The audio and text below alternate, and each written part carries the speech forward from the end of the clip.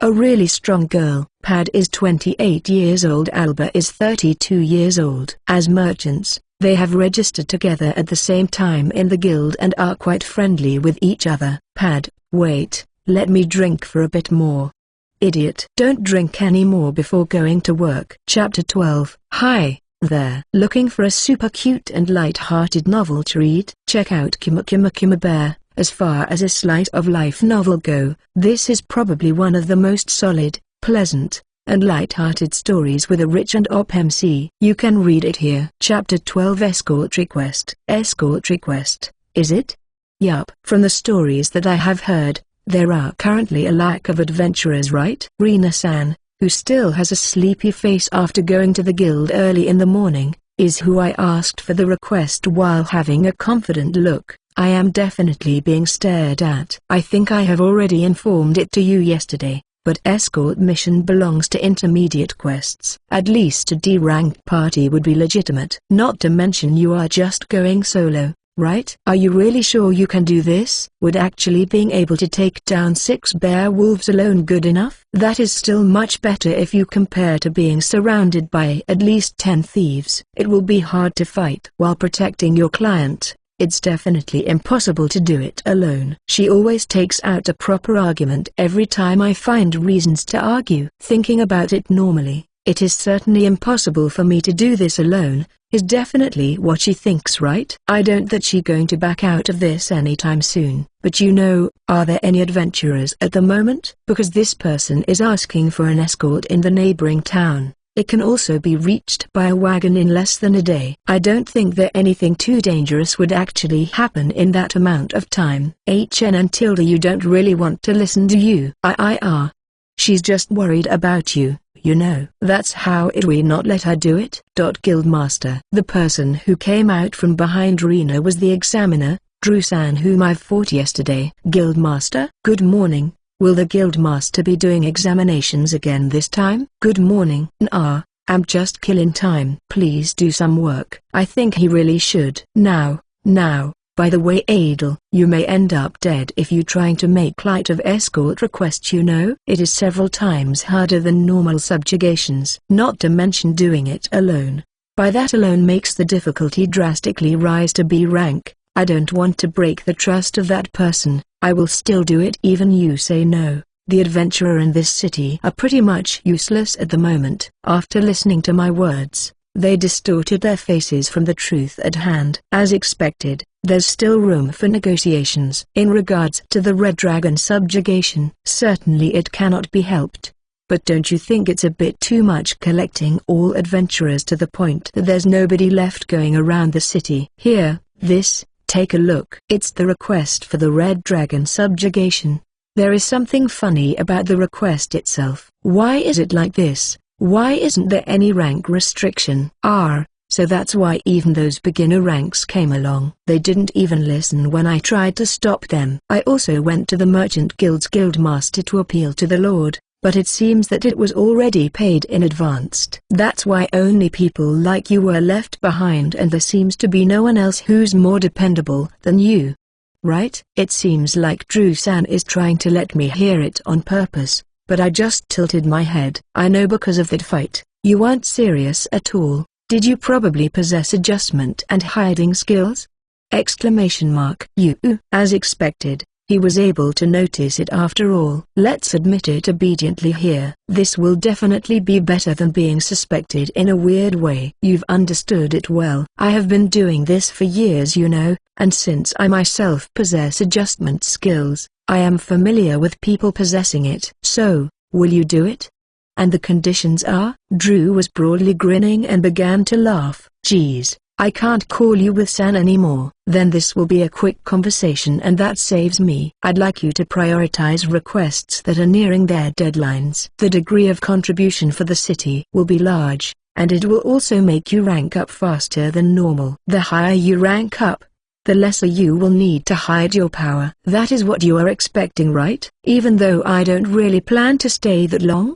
The Red Dragon Subjugation Corps will be leaving in a few days, even a little late. The estimated subjugation time will probably end in about a month. It will be good if it will be until then. How is that? Thinking for a short while, I checked the bulletin board to see just about how much quest I will be able to handle in about a month. Most of them are escort requests from merchants. That alone reaches to more than 50 requests. NN, what's wrong?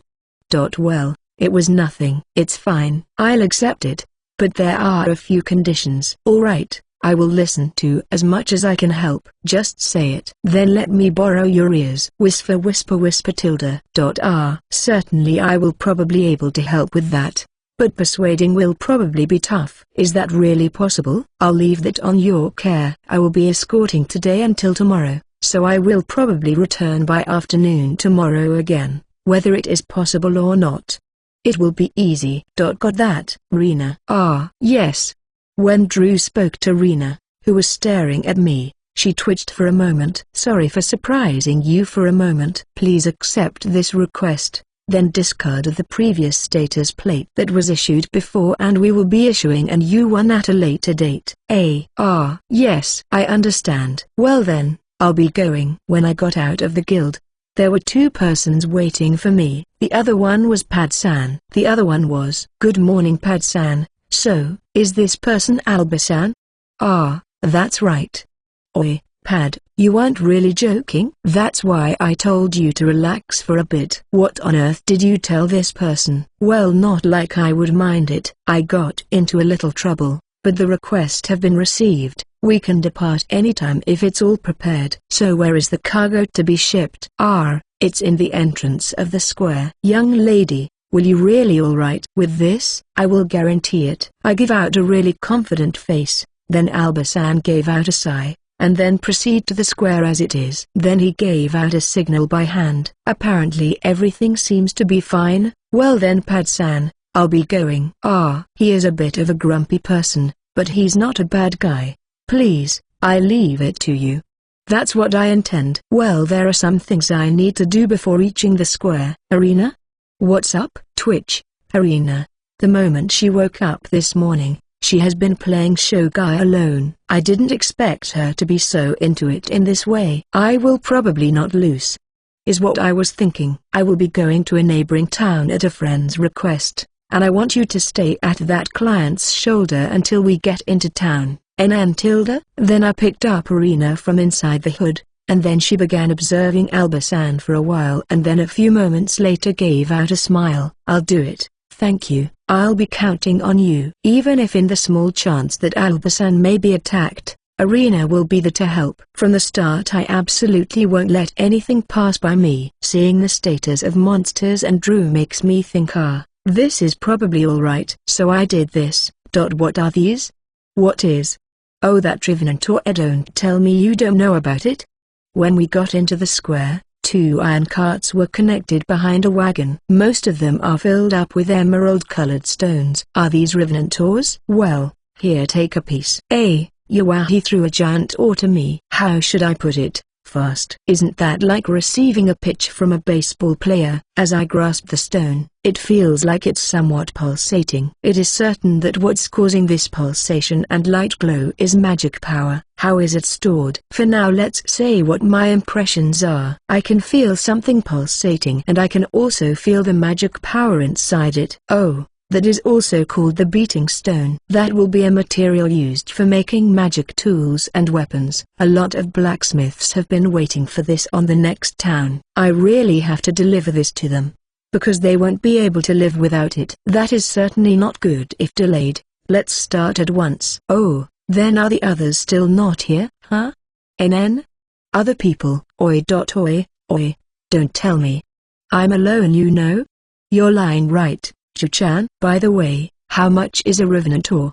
If it's the current price, about 3 gold coins, 3 million yen, per 100 grams. So pricey. Chapter 13. Hi there. Looking for a super cute and light-hearted novel to read? Check out Kima Kima Kima Bear. As far as a slice of life novel go, this is probably one of the most solid, pleasant, and light-hearted stories with a rich and op MC. You can read it here. Chapter 13. A long day of escorting. Damn it. I let my guard down because I was alone. I never would have expected that I would end up like this. Bad, you bastard. You knew that I couldn't run away if I accepted. Why is it that you introduced me to someone who seems so unreliable? Ah, this is the end. This is absolutely the end, although it is all ready to end like this. Please exempt me from being eaten by demons.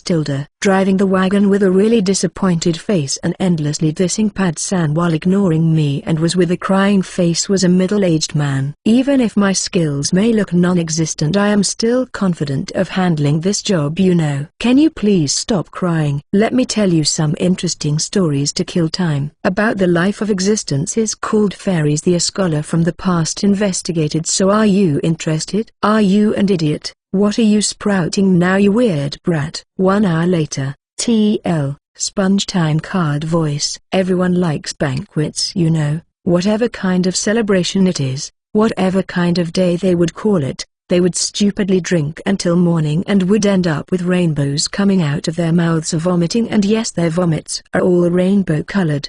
TL, this is why I said don't let people see fairies drinking, it's bad for the eyes. Ha ha ha ha ha. What's with that? Are they supposed to be a degraded tribe of dwarves? Well, aren't you enjoying now? It seems like fairies for humans now are like legendary beings or part of the legends by itself. I am telling the truth, you know, but it seems that all he have are doubts and not listening at all. And well, you know, fairies like playing pretend. Well, playing around is something they love after all, but in the case of role-playing, it is decided by what they wished for, and they seriously take that role. What do you mean by that? For example, the role of queen will be something like part of that game, and they will even train a lot and for a long time for that, even to the point of reaching 300 or more levels. Seriously, something like that would be scary for a human to confront. Gwahahaha. Another hour later, TL. Sponge time card voice. Have you calmed down a bit now? Ah, sorry about that, young lady. I have recovered from that somehow. Alba-san,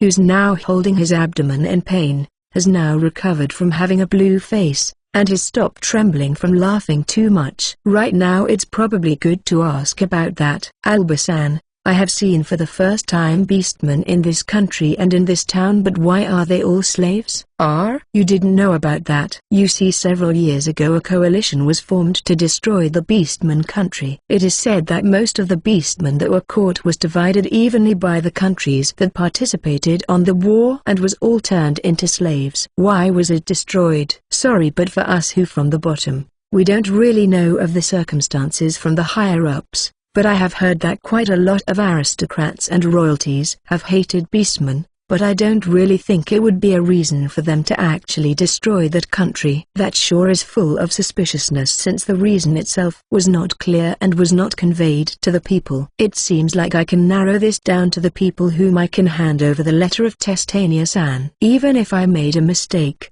I must not hand it over to a person who's only a human supremacist. Is there any country that slavery was not adopted? There are, of course. There's a country that faces the ocean called Malta. If you are heading west, it will be the first one you will encounter, with a calm climate and a beautiful city, but they are not openly accepting outsiders because it's a closed country. Everyone that was born are quite envied. Oops, stop the horses. Just do it for now. I sensed several magic reactions from the front. I then confirmed that Arena is placed on Alba-san's shoulder and moved to the front of the carriage. This reaction is from a human, and with this speed it's probably approaching by horse because they overlap. And then, the figures appeared. Men whose outfits were definitely not something you call well-dressed. Oh no, are those probably thieves? Seems like it. The numbers are 6 horses and 13 people. Do you still have the leeway to be counting them? Just run away. Oju-chan, what will you do if you are caught? What about the escort mission? And they are already have arrived. The advanced team stops at a distance of 10 meters from us. It seems that they wanted to confirm our fighting power over here. But well, they seem to be delighted since I'm the only one here alone. All rival adventurers shouldn't have come out because of the Red Dragon subjugation. Yet what's that? A girl, and is that a woman adventurer? Anyway, hand over the Reventors. I looked at the status of the bandit that was talking. Basil, 38, LV.43, race, human, HP 484, MP 312/312. AC 421, DF 302 make 283 MDF 225 INT 52 SPD 252 Skill, Swordsmanship, C+, Lockpicking, C, Fewer Attribute Magic, D. Title, Thieves. I saw the title field for the first time. That kind of system was also implemented. Does that give any corrections? Also, if you look at his overall stats, it's quite on the higher side. Is that person probably a former adventurer? No. That person is the fiercer Basil. Seriously, this time just run away. That fellow was a former C-rank adventurer who was from Hivil before. Ha! If you know something much like that, you also know that. I won't let you escape, you know. And then 7 more thieves came. It seems like that person was their boss. His level is almost twice as much as the other members. I wonder if it's alright for us to attack? Well then I'll clean this up fast. I pressed my hand on the ground and cast a spell. Basil tried to interrupt me by casting a short cast spell the moment he noticed it. I won't let you. Come and burn my enemy. Fireball. What's with that naming? Did you really need to announce a skill name and chant like that? Well, I didn't know about that. And then there were 3 fireballs that approached me. I am currently pushing my hands on the ground. If that keeps going as it is, it will definitely hit me directly. Well, not like that would work though. TL, trolling. Wash them away, water wall. With my other free hand that was not placed on the ground, I created a huge water wall and erased the fireballs in just a moment. Basil then runs quickly towards me without stopping, and while closing in his dagger and his men started surrounding me. Well, if you think about it, normally I will be like an easy target after all, but that is definitely a big mistake. Amateur. Why did you come close? Die. Whirlpool. In the remaining few steps that Basil's dagger was about to reach my head, everyone but the carriage sunk into the quagmire. They have shown a face where written on it was like they don't know what exactly happened. I wonder if it's alright for them to stay like that? Why is there a quagmire here? I'm sinking too fast. Damn it. You, what did you do? Why do I have to tell my enemies about my tricks? It is too troublesome to speak about that. Well, for the time being, all of them were perfectly buried until their necks, then to solidify the soil. And so this is the perfect way to catch them. Chu-chan, this is... What exactly did you do? Albasan also asked. It seems that there's no danger anymore. Well, you see, from the start I used a wall of water, right? And then I mixed that water with the soil to create mud, and after that all the enemies that entered the field where it reached were sunk into the mud. Then I hardened it after burying them till it reached their necks, and that's the completion. There isn't really a need to fight seriously. Normally, ranged attacks would be the most powerful way to attack if there are a lot of enemies. Well, if the enemies are powerful, the results would be different. Even on Earth that is normally right. That old movie was a great reference. Even so, did you do such a large-scale spell alone? Not to mention even preventing Basil's attack from reaching you. Chu-chan, you are actually really strong. TL, ahahaha. You have just peaked at the edge of infinity. I take out Basil and everyone that was buried in the ground. Since the soil that was encasing their bodies still remained, it became something like a rolling pin. Those thieves can be sold as slaves. Normally the one who caught them has those rights. But well, if we bring them along, it will difficult to return in just a day, you know. Certainly, if you let these walk, it won't be fast, and we won't be able to reach our destination in time. Then shall we bring the detained bunch in the iron carriage? As long as I'm around solidifying, they won't be able to escape from that earth magic. That way we would arrive within a day, right? Albasan nodded while looking quite nervous and troubled. Well, such reaction is quite understandable given that I'm placing them over his precious merchandise, but at this moment I want to convince him that he won't be regretted even for a minute or a second. As the talk was settled, I quickly rolled all of the bandits on the iron carriage and securely tied them up with ropes. Then connect the 6 captured horses to the carriage and made them move it. A few hours later, we arrived at a small lake which has often been used as a relay point, so we took a break and have our lunch there. Albasan has given me dried potato and dried meat, and a cup of water taken from the lake. It was really like one on a journey presenting such food. I don't usually give such service of sharing my meals with others. Chu-chan on the other hand is a special case, you know. It is an honor for me to receive it. I'll gratefully accept it. Both of them have a rather chewy texture, letting chewing sounds come out as I continue to bite into the food. The taste is a little bit salty, but it was quite tasty. There are also black breads available, but I won't be eating those at the moment. They are only set as last resort meals. Why do you consider it like that? Here, check it for yourself. He took out something from his bag. Why is it colored almost black? It was bread which almost colored black. When you squeeze it, it doesn't bend, and if you hit it to something hard it responds with a con-con sound. Stone. It is the bread that I talked about. Don't mistake it for something else. This on itself is quite filled with plenty nutrition-wise. You can live for at least 3 days when eating just a single one. Really? We were talking while eating. We heard the sound of grumbling stomachs from the iron carriage. Albasan looked kind of gloomy hearing that sound. Geez, you thieves just can't stay silent at all, can't you? Keep it down, will ya? Don't say something so unreasonable. Basil cries back, but because of hunger he didn't seem that energetic. His colleagues also cried along with him. Because they are currently bound and can't move, their complexion looks a little bad. I'll look over them for a bit. Oiji-chan? I walked towards the iron carriage and approached Basil and his group. Everyone was enclosed in stone, so it looked kind of cramped. Oh, little lady, what business do you have with us? Can you tell me the reason why you became a bandit? Huh? Ah, I will answer you, but I wish for you to offer us food and water. Basil tried provoking me by his suggestion, and then I took out something from my backpack to shut him out. Oi, what's that ridiculously tasty looking meat?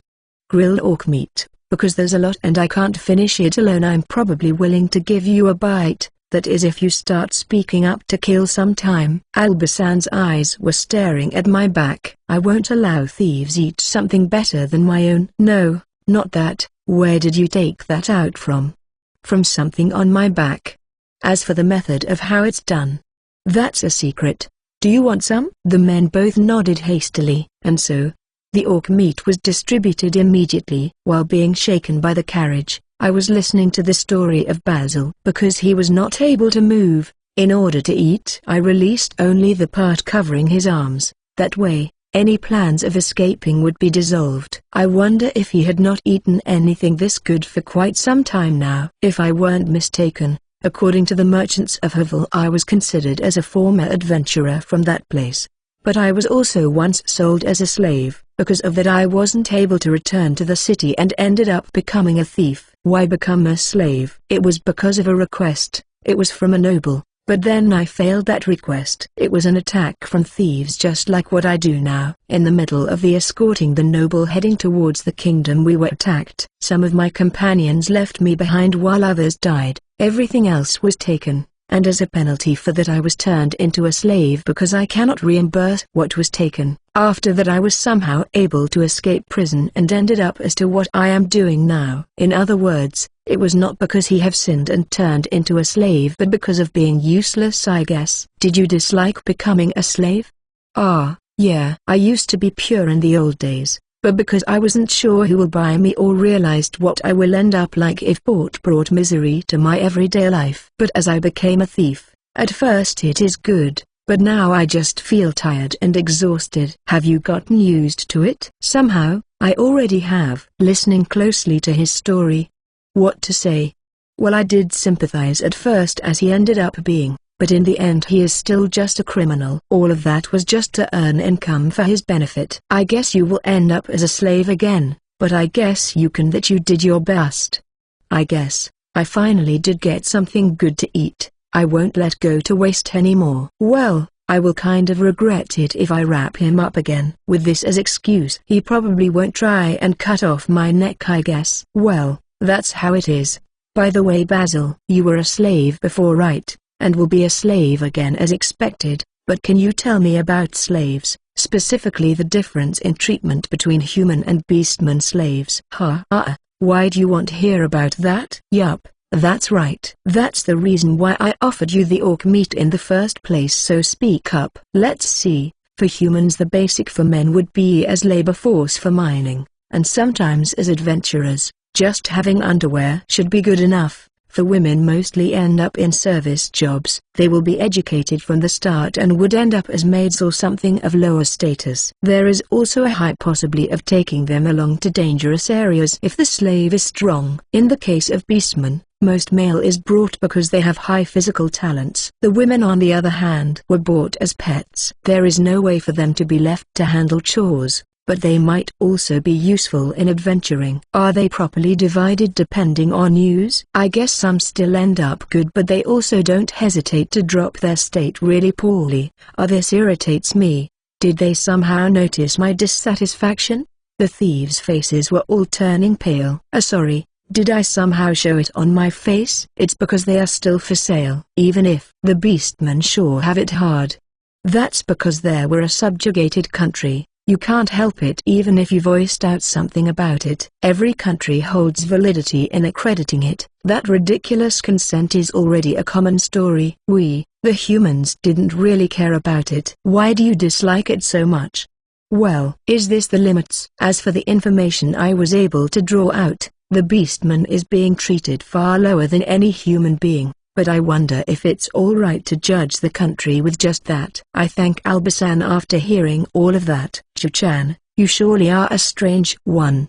Everything about you is strange. What about you with that strange magic, or taking out food from your back, or offering food gift to the thieves, and even about still not showing your face hiding behind that robe? Everything is a secret. I haven't shown my face to anybody since before. I haven't even showed it to Pad-san, so I'm still relieved. Well, I don't want many people to remember my face after all. There is probably a high possibility that it would stand out just from that. It doesn't really mean that I can't show it. It's just sort of my rule not to. I wonder how long until we arrive. It is almost evening. If there's not other bothersome circumstances to hinder us, then we will probably return almost close to the sun sets. It will be delivered quickly since the other side knows that we will be arriving today. Is that so? Then we will just have to stay alert until then. And an hour after the sun began to set we can finally see the lights of the town. The town seems to be called Canaria. When we arrived at the front gate, a lot of people can be seen from the inside. When all of them noticed us, everyone was in great cheers. Apparently it looked like everyone have been there waiting. Albasan also has a cheerful face. You are Albasan, right? I have been waiting since this morning. Can you please show us your identification card so we can verify it quickly? Because Albasan showed his Merchant's Guild ID, I also took out mine and show it. Let's see. AF rank. Niju-chan, have you taken this escort request alone? Isn't that too dangerous? Havel at the moment is in the middle of doing dragon subjugation, and why there aren't any adventurers around, so an acquaintance of mine arranged for it. She also caught thieves and they are over here, so can you also pick them up? Oh, and before I forget, please hand all the rewards to this Chu-chan here. Albasan's follow-up was also accepted, although they can't seem to believe it and was giving off suspicious stares. The processing was finished without trouble. Even after remove of the Earth prison, Basil and his gang didn't rampage in, thus finishing the process quickly. Request completed, and temporary income has also been acquired. Good work to Arena 2. Hi tilde, underscore. Arena tilde. Why? Momum. Candy, is it good? Mamish. Delish. Today's rewards are candy balls made of world trees honey x 6 pieces. Chapter 14. Hi there. Looking for a super cute and light-hearted novel to read? Check out Kuma Bear. As far as a slice of life novel go, this is probably one of the most solid, pleasant, and light-hearted stories with a rich and op MC. You can read it here. Chapter 14. Reliability and Proof. The next morning, when I got up and was going out, I met Albasan's acquaintances. Every one of them were giving me their thanks for making the delivery of the ores possible. Then I just replied that it was part of my job as requested, but they did not listen to my explanation at all and still continued thanking me. Because it cannot be helped, I asked one of his acquaintances whom I recognized to call out to him to meet up. When I returned to the inn to get a meal for myself and Irina, all the other people have already started drinking, so I decided to bring the meal to my room that I stayed in. And then when I got ready and headed out to the corridor, I was called out by Alba-san, who also came out to the corridor. "Oh, Oju-chan, you were up already? I have something for you here. This is the certificate for the completion of the request. You should hold on to it." "Yes, so are we returning soon?" "Ah yeah, extra charges will be added if the number of days that was arranged is extended. Please prepare in half an hour. We will probably arrive earlier because there won't be iron carriages attached this time, on the return." "Got it. Then I will go to the feudal lord first to finish things up so we can depart immediately." After a while, we left town without carrying any load. We are now currently basking in warm sunlight as we travel leisurely. Well, today seems to be a good day with no monsters in sight. Maybe I am blessed by lady luck. Maybe, but I just found some goblins. What? There were 5 goblins that came out, but well, I instantly annihilated them, chanting magic to pierce their heads. The carriage just passed over them without stopping in just an instant. "Yesterday I've only witnessed you using quirky magic, but your attack magic also seems exceedingly strong." "Well, probably. I'm planning to show clients some of my power a little bit from time to time so they would believe that everything would just be fine," is what I was thinking, but then another monster encounter followed. This time it's just one orc, so I asked for the carriage to be stopped and then released wind blades towards the orc, finishing it, then went to get it and stored it in my back. Alba-san was staring at my back again, but he could not understand as to what is inside my robe. "What's really inside your back? If it's that orc just now, it should have been at least 100 kilos, you know? Trade secret. The mystery that you won't know is just me." Phew, ha ha ha. In the end, today we actually encountered demons several times. The number and type varied, with goblins, wolves, werewolves and orcs rotating in a random selection. Well, since I instantly killed every one of them and stored all other than goblins, it resulted in no delay for our travel time. Thus we arrived earlier than expected. We still stopped and rested at the lake where we stayed at last time. It is really amazing that you can instantly kill all those demons, but having something on you that can store all of that is much more amazing, right? "Oju-chan, are you really human?" "I am human. I do not lie." "That's a lie, Tilda." "Yes, Irina, correct answer." "Let me rub your chin as a reward." "Ah, Tilda." I stroked Irina's chin inside the cloak. "She sure is such a sweet and cute one." Today I also shared food to Alba-san. It was the same roasted orc meat as yesterday along with some fruit juice. "You don't usually have something like this while on a journey." "I don't mind it since it's just me, Oju-chan. But don't do something like this in front of some stupid people." "Well, I'm not stupid enough to do that. I'm only doing this because I know that Alba-san is a good person." "Really? Then it's all right." The old man is embarrassed and blushing a little. "There is no demand for that though." And then after traveling for a few more hours we finally arrived at Hivel. The last encounter was with just some weak demons, so it was quite peaceful. "Why are there merchants gathering at the plaza?" "Well, I don't know myself, but let us proceed." "Okay." The merchants there were waiting for something. It seems like Drew-san persuaded them successfully. When we arrived at Alba-san's home, Pad-san, who was living in the same neighborhood, ran towards us as soon as possible. He looked relieved as he confirmed our safety. Alba-san also hastens along with me. They sure are on good terms. "Adel-san." "Alba." "Ah, Pad, I offer you my gratitude. This one here is a really good girl." "Is that so?" "Adel-san, thank you so much really, for accepting this request. I have been indebted to this person quite a lot, so I can't just leave him alone without helping." "It's fine, then I will be heading to the guild now. Is it alright?" "Yes, it's fine. I'll be asking for your service again some other time." "Yes, see you then." While waving my hand towards them, I left the place and went towards the guild. The guild was still empty as usual. I walked towards the window and called out for Rina-san. She showed herself soon. "I cannot believe that you are dozing off in the middle of work." "Oh, You're back, Adel-san. Was the request finished? Yes, here is the certificate of completion. With a sigh of relief, Rina-san received the certificate. Were that worried about it? It doesn't seem to be the reason why you looked tired and dozing off, right? I have confirmed that you have completed it. And what's more, subjugating a bandit group. I understand. Then this will be your reward for the achievement. When I checked the reward, it was a total of 50 silver coins. This is 500,000 yen. I can really earn a lot as an adventurer. Right. I have also been told that when Adel-san comes, I should bring you to the guildmaster if you are free. Is it fine right now?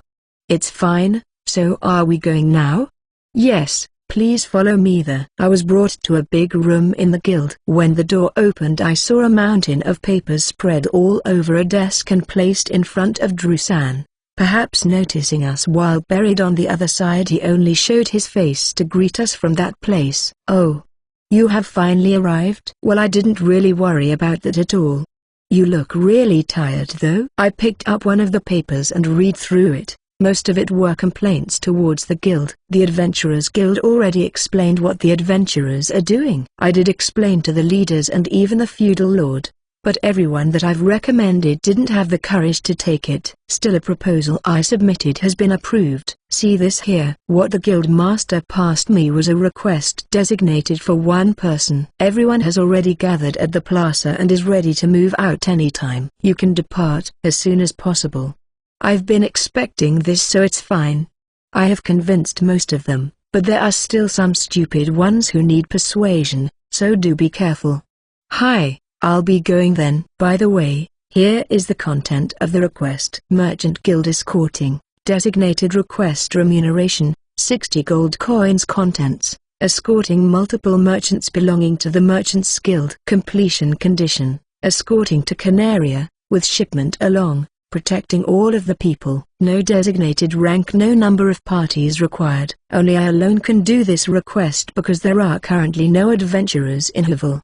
But a long-distance escort would be impossible alone. However, because there are adventurers in the neighboring town of Canaria, yesterday a story that people could be escorted the spreading around. Many would like to have such a contract. It has been requested by multiple groups at once. Still, this is really an unusual exception. It is simply impossible for an F rank to do this, and because of that, I updated my status for a bit. I wonder if it's fine to show this much to convince them. Adel, 15, LV.95 race, human, HP 1308, 1308 MP 3056, 3056 SAC 1063 DF 752 make 1541 MDF 1327 INT 100 SPD 1894, skill, sword arts, B+, 4 attributes magic,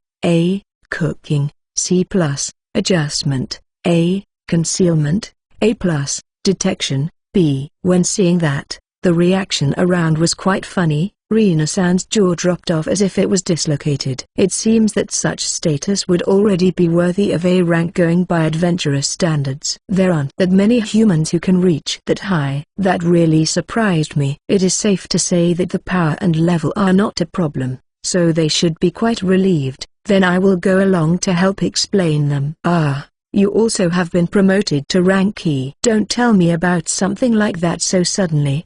The impression for the achievement would be cut by half. Adel, good job tilde, good job tilde. I'm pumped up, Rina-san. When we arrived at the plaza, all the merchants turned their eyes towards us. It was around 30 groups with 3 people per group for one carriage. The total is around 80 people. This sure is a big travel group. Among them, an old man that seemed to be the representative came to talk to us. Proceeding towards Drew-san, they seem like 2 of the same people from a different point of view. Have you finally brought it? Are you really sure that this Oju-san here would be of use? You can confirm it, Hilt. This one would probably be more qualified than me, you know.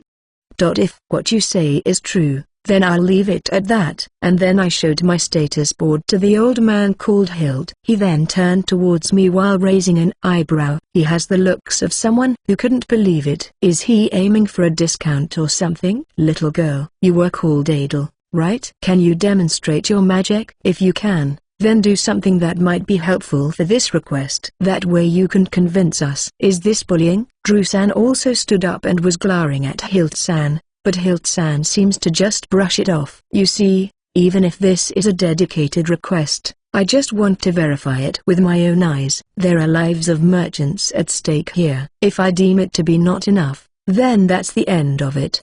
You seem kind, Grandpa. Gee, Grandpa. I just blurted out my thoughts. Okay, Hilt-san, I just have demonstrated to show you.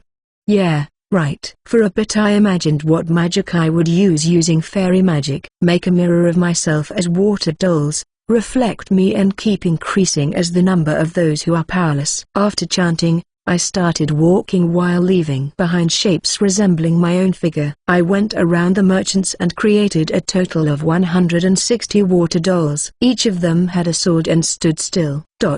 Wall of earth. Reject everything that stands in my way. I then created a wall of earth higher than the houses around the streets that surround us. I need to increase my voice, but it doesn't really matter. Water dolls, rip it with you blades. Every water doll turned into a sharp sword, then started shredding the wall of earth continuously. The wall was brought down to the ground and turned to dust. After finishing off the wall of earth, everyone returned back to their doll shape. When I flicked my finger, all water doll lost their shape and went inside the small containers I prepared. Capacity looks impossible. I expanded the contents of the bottle so it's fine, and then I displayed the bottle to the merchants. I will lend this water depending of the number of people in your group. Please prepare a small container and line.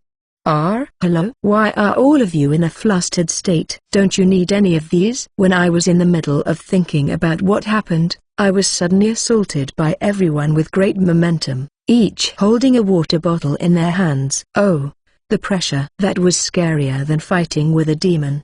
Scary merchants. They did still line up in the end. Wow, what is with that ridiculous person? Do not say something like that here. I admit it. The merchants are also in a rush after all. It looks like the two of them were quite overwhelmed by the situation. I will be doing this again and again if I keep doing things like this. In the future I will definitely have to set a maximum size limit for these. After finishing the distribution of water to the merchants, everyone left Huville. Oju-san, do you wish to sell that water to me? This will not activate without me, you know. Chapter 15. Hi there. Looking for a super cute and light-hearted novel to read? Check out Kuma Kuma Kuma Bear. As far as a slice of life novel go, this is probably one of the most solid, pleasant, and light-hearted stories with a rich and op MC. You can read it here. Chapter 15. The worst enemy is drowsiness. At first the merchants were all seemingly dissatisfied. Well, that's to be expected because the escort who applied for the request is only a rankie and not to mention a little girl. Even if there weren't any adventurers available they could rely on, to waste the large sum of 60 gold coins for a beginner rank is just out of question. If that was the case, it would have been much better for them to try their luck running their horses to the limit, until they crash. So everyone's first expression of the girl was a plain suspicious. She covered herself with a robe, leaving her mouth the only visible part of her face. They can't even confirm if she was a human or guess what was she thinking. It might even be a probability that it was one of their acquaintances. If she won't be useful, we would just do it ourselves even if we would be forcing it, is what Guildmaster Hilt said, but Drew-san still kept trying to convince him, who was thinking that this was just not worth the price.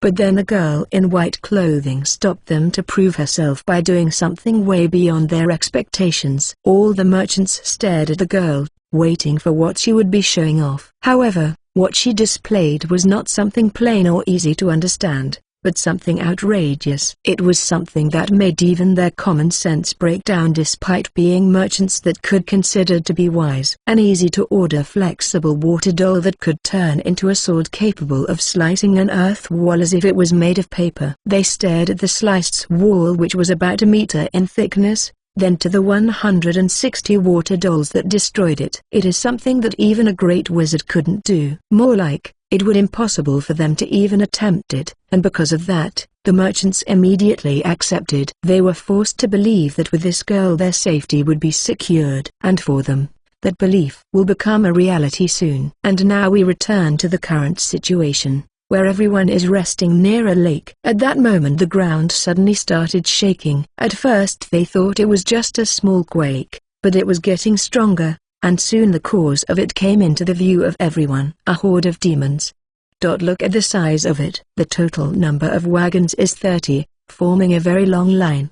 The distance between each wagon is around 150 meters. There are a lot of monsters, coming from every direction. By checking the number of monsters attacking using detection, I realized there were more merchants than the total number of monsters. 50 goblins, 30 bear wolves, 15 orcs, 3 rock lizards. But this is a horde that can't be taken lightly since it can wipe out a village. To stop it, at least 100 adventurers would be needed, probably. Currently everyone is taking a break at the lakeside. Everyone is either refilling drinking water or resting while letting their horses drink. Even if they were organized, they wouldn't be able to depart quickly. At this rate everyone will definitely get attacked. And so, I raised my voice to call on everyone. Everyone, release the water. The merchants that were almost in a state of panic hurriedly opened their water bottles. The water dolls took their figure and surrounded the merchants. I divided the 160 water dolls to depending on the targets.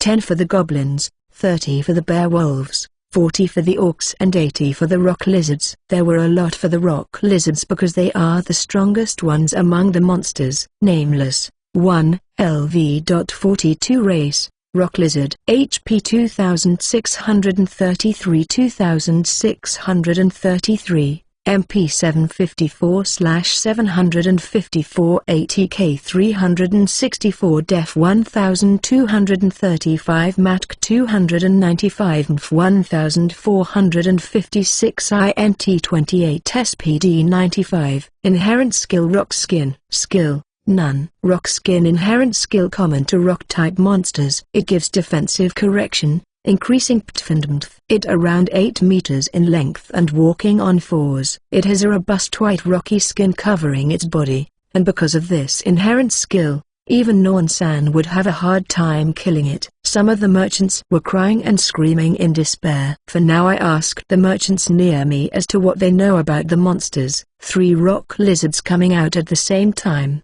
Is this something common? It's not. Even just one of those would need a subjugation squad to be organized. Sometimes it's even compared to a dragon. Encountering 3 of them is just. I see. All designated water dolls moved to attack the rock lizards, but they didn't really give that much damage. Even if I let all of them focus on one trying to take it down, they can only slow it down. I don't think they would be able to take down even one of them. I guess I have to move into the next plan of attack. Water, manifest to me and become my sword. All the 160 dolls then merged together into a single gigantic lump. I thrust my hand inside the lump and compressed the water. Soon the mass gradually shrunk, turning into a single sword. Despite being water, you can't see any undulations on its clear surface and would even be mistaken as a jewel. Oh, they were locking onto me. Upon seeing me holding a sword and approaching it, the rock lizard tried to intimidate me. As I approached the rock lizard, it tried sending a powerful tail whip towards me. If something like that hits me, it would probably snap my body like a matchstick. But I swung my sword towards the tail without fear, and it was torn without any resistance. The tail was Goa. Although my sword is made of compressed water, the water is actually spinning at a really fast rate. A jet of pressurized water will lose force over a long distance. It won't even matter if it hits, but if used in melee then I won't have any trouble against that defense. Look, its wounds were frozen. Because a rock lizard's whole body can be used as materials on the same level as dragon class, I don't intend to waste anything, blood included. So I stored the severed tail right after slicing it, then quickly finished the monster, storing the rest. The other rock lizards sensed the danger and were about to flee. Horror. Running away is a big no-no. Come back here.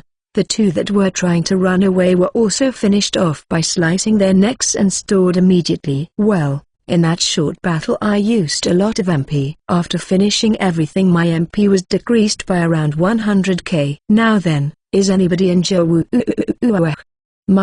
my ears. Unbelievable to be able to defeat such a large demon on your own. Really, to be able to kill that many demons.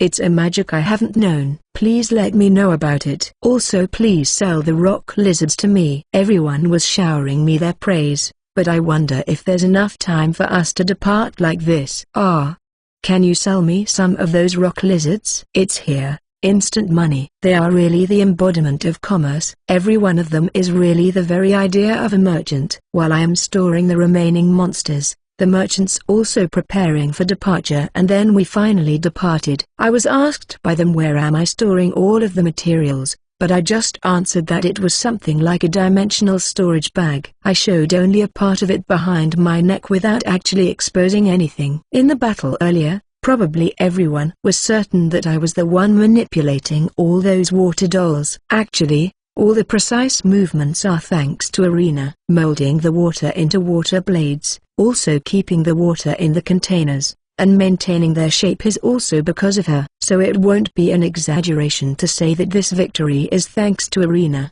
It is definitely not an overstatement. Arena agree it? Greater than a president ?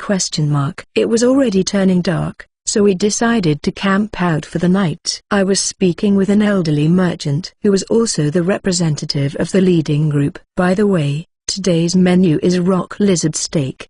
Do you have any idea what caused that horde to attack today? Probably.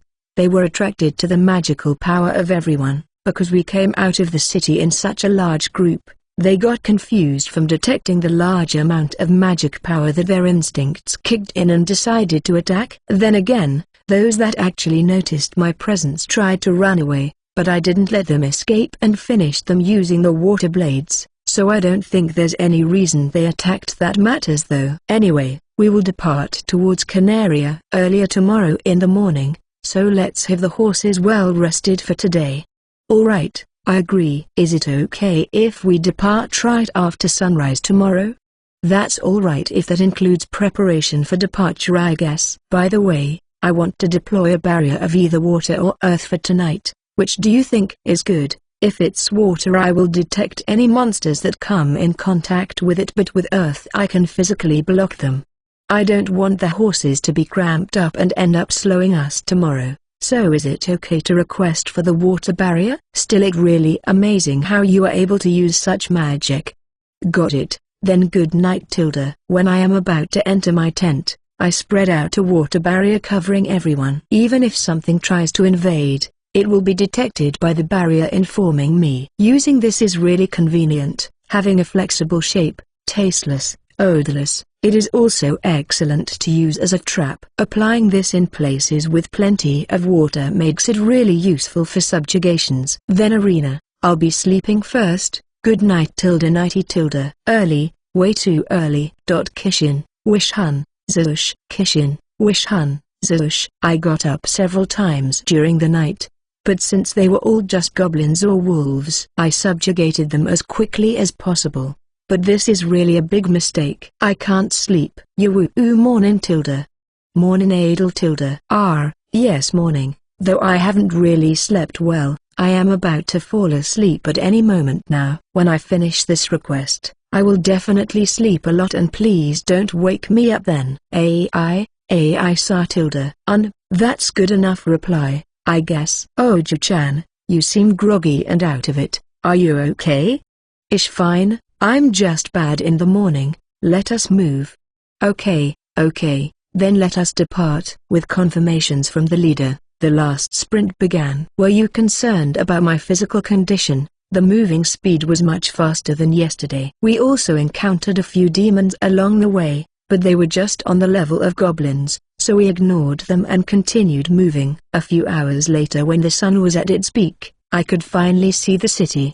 Finally it had come to an end. We are really grateful, Oji-chan. Thank you for ensuring our safety.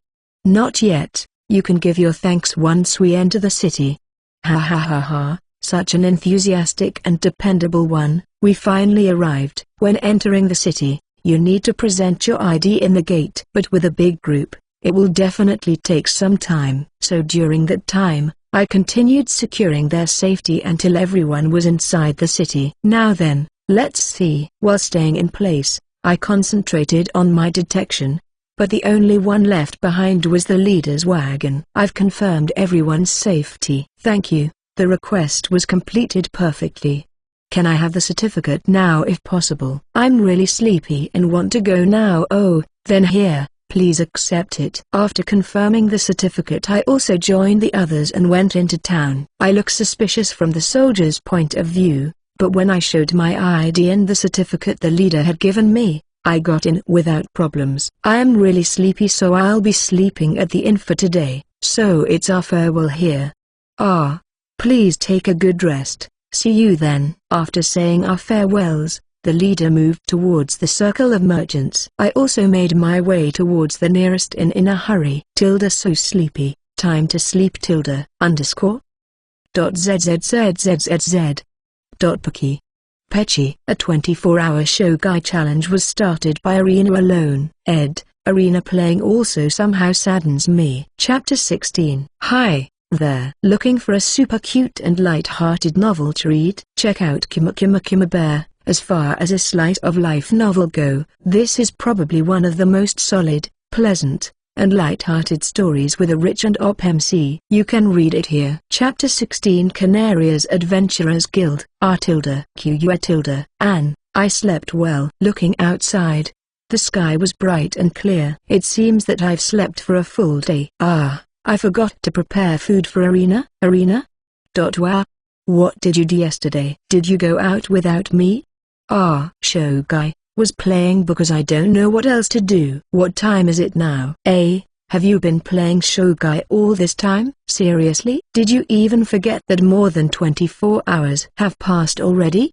Do you want to be a professional player in the future? Adel food right. Just a second. I'll prepare it. This child will probably become someone big in the future. What kind of big she will be is something I don't know. Knock knock NN. Even though it's still early in the morning, could it be someone from the inn? Or maybe is it someone from the merchants? Yes, who is it? I'm someone from the guild. Is it alright for me to enter? A person with a rugged looks. The face is that of a young man. It's probably a staff member of the guild. Is it okay to confirm that you were the one who escorted all the merchants that arrived yesterday? Yes, it's fine. Sorry about this. But is it possible for you to come with me to the guild today? I still haven't eaten breakfast yet. But it seems that he is in a hurry. Wait a minute, I still haven't asked why he came looking for me. I forgot to ask, but what business is it that you have with me? Oh, I'm sorry about that. It is about rank promotion. Since I came to Canaria just a little amount of time ago, I haven't really toured it yet. But the structure of the city is quite similar to Hivel. Even their guilds are positioned in similar places, not to mention having almost identical looks. While moving towards the guild, I could see that the scenery is a little bit different from that of Hivel. Oi, that rank up request is here.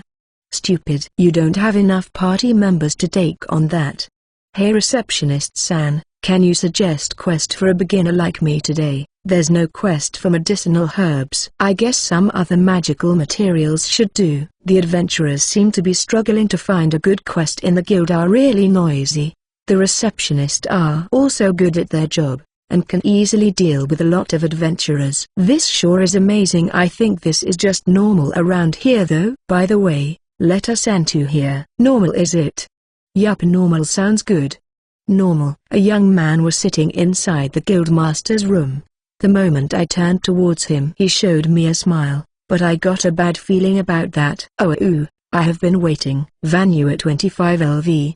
57. Race, human. HP 855 MP 392/392 8TK 541 Def 558 Matk 263 Nf 175 INT 150 SPD 309 Skill, Spear Arts, C+, Charm, C. His level is quite high. Something else attracted my attention though.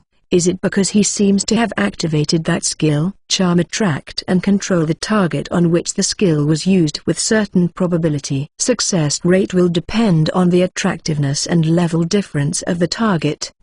This one here is a lady killer. This is the type I really hate the most. Yosh, time to go home. Ow, wait. You still need to finish your promotion test in this city, eh? Why? I was planning to take a promotion test after returning to Havel, though would it not be much better to take it here before returning? Also, why are you promoting me directly to rank C? I am currently rank E, you know. Won't the promotion be to rank D first? Ah, about that. Sorry for not informing you. Your rank has already been raised to D when you have completed that large escort request. What I'm suggesting now is for you to be promoted to rank C. I would like for you to take the exam now if possible. In other words, it is not skipping but advancing. Somehow it feels like formalities are being ignored at this moment. But well, I still don't know the reason why they want it so badly though, so I'll ask first. After doing all of this, what is your main purpose? You are not just pushing for me to be promoted just so I raise my rank, right? That's because you seem to be quite skilled that even my charm could not affect you. I don't really know how attractive you are since my skill didn't work and I can't even see your full face. As expected, he was really using his skills on me. I want to beat him up, but that would cause a lot of problems around here. I'll be taking my leave. Goodbye.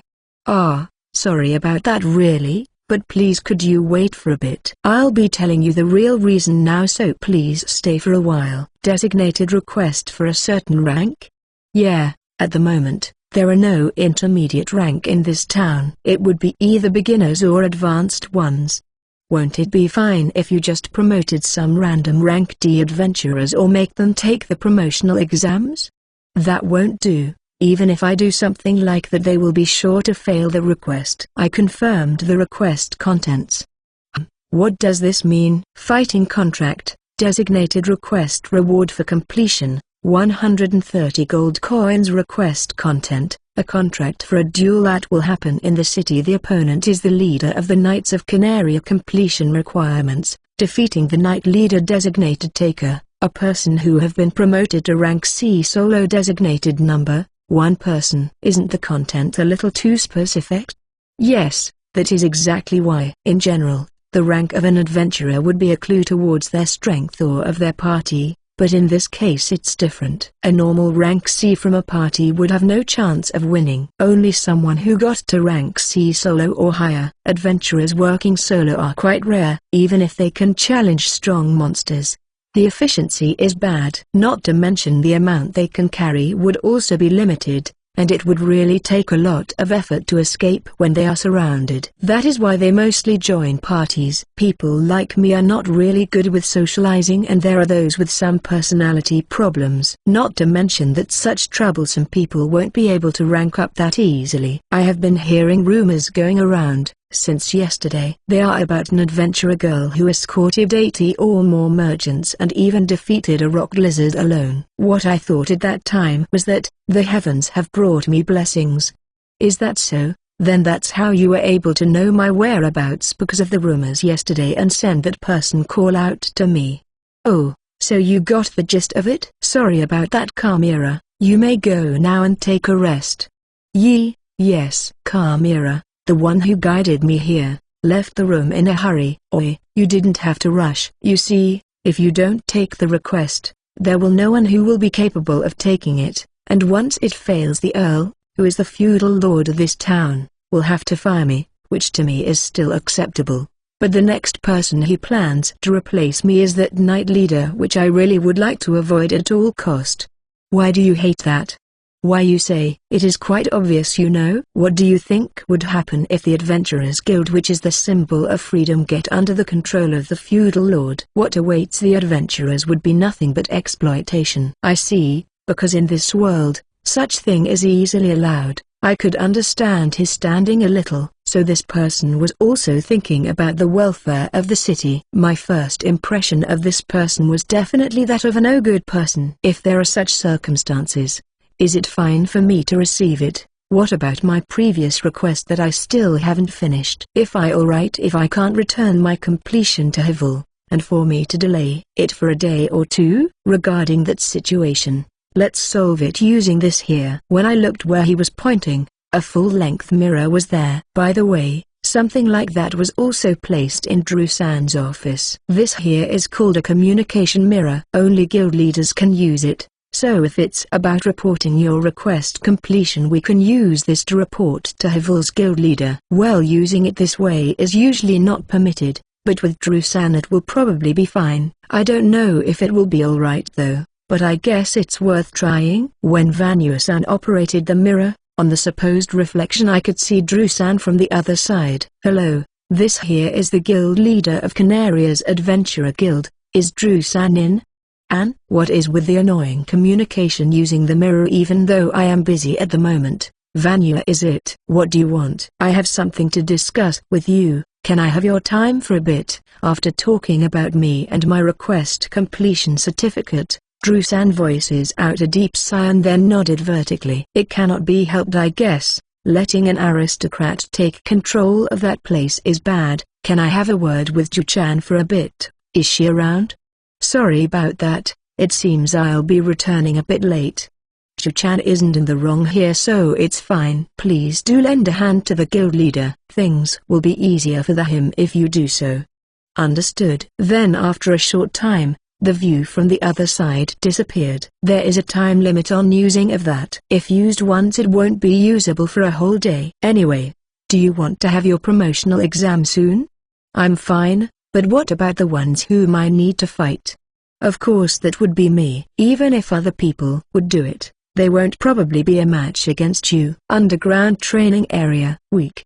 Ow. Oh. At the moment the signal to begin have been raised, I went straight in front of him and give him a smack, and that finished it. People in charge of recovery hurriedly cast recovery magic to Vanua-san. Good work. After a while, he revived and was holding his slightly swollen cheeks. I can't believe it. I didn't expect that even I won't be enough of a partner. Are you possibly stronger even against Drew-san? I showed to him my status board, and he clearly went pale. The difference is really bad. I can't win at all. If you were able to successfully use charm, then would have probably been bad for me, I guess. Well then, it hands down result. Let us renew your rank to see at once, so hand over your card. The faster it's processed the sooner you go. Guild rank up in just a few days. It's nice and it gives me a sense of accomplishment. Well, everything went up because of unforeseen circumstances though. I feel like I would be involved in more and more. Adelite question mark tilde yup, but if you give me a kiss I will feel much better. Then cha tilde. That takes away everything painful. Thanks Serena, underscore. Vanua-san, you're a stud that makes women cry, right? No, don't misunderstand me. I have a wife and kids and have never cheated.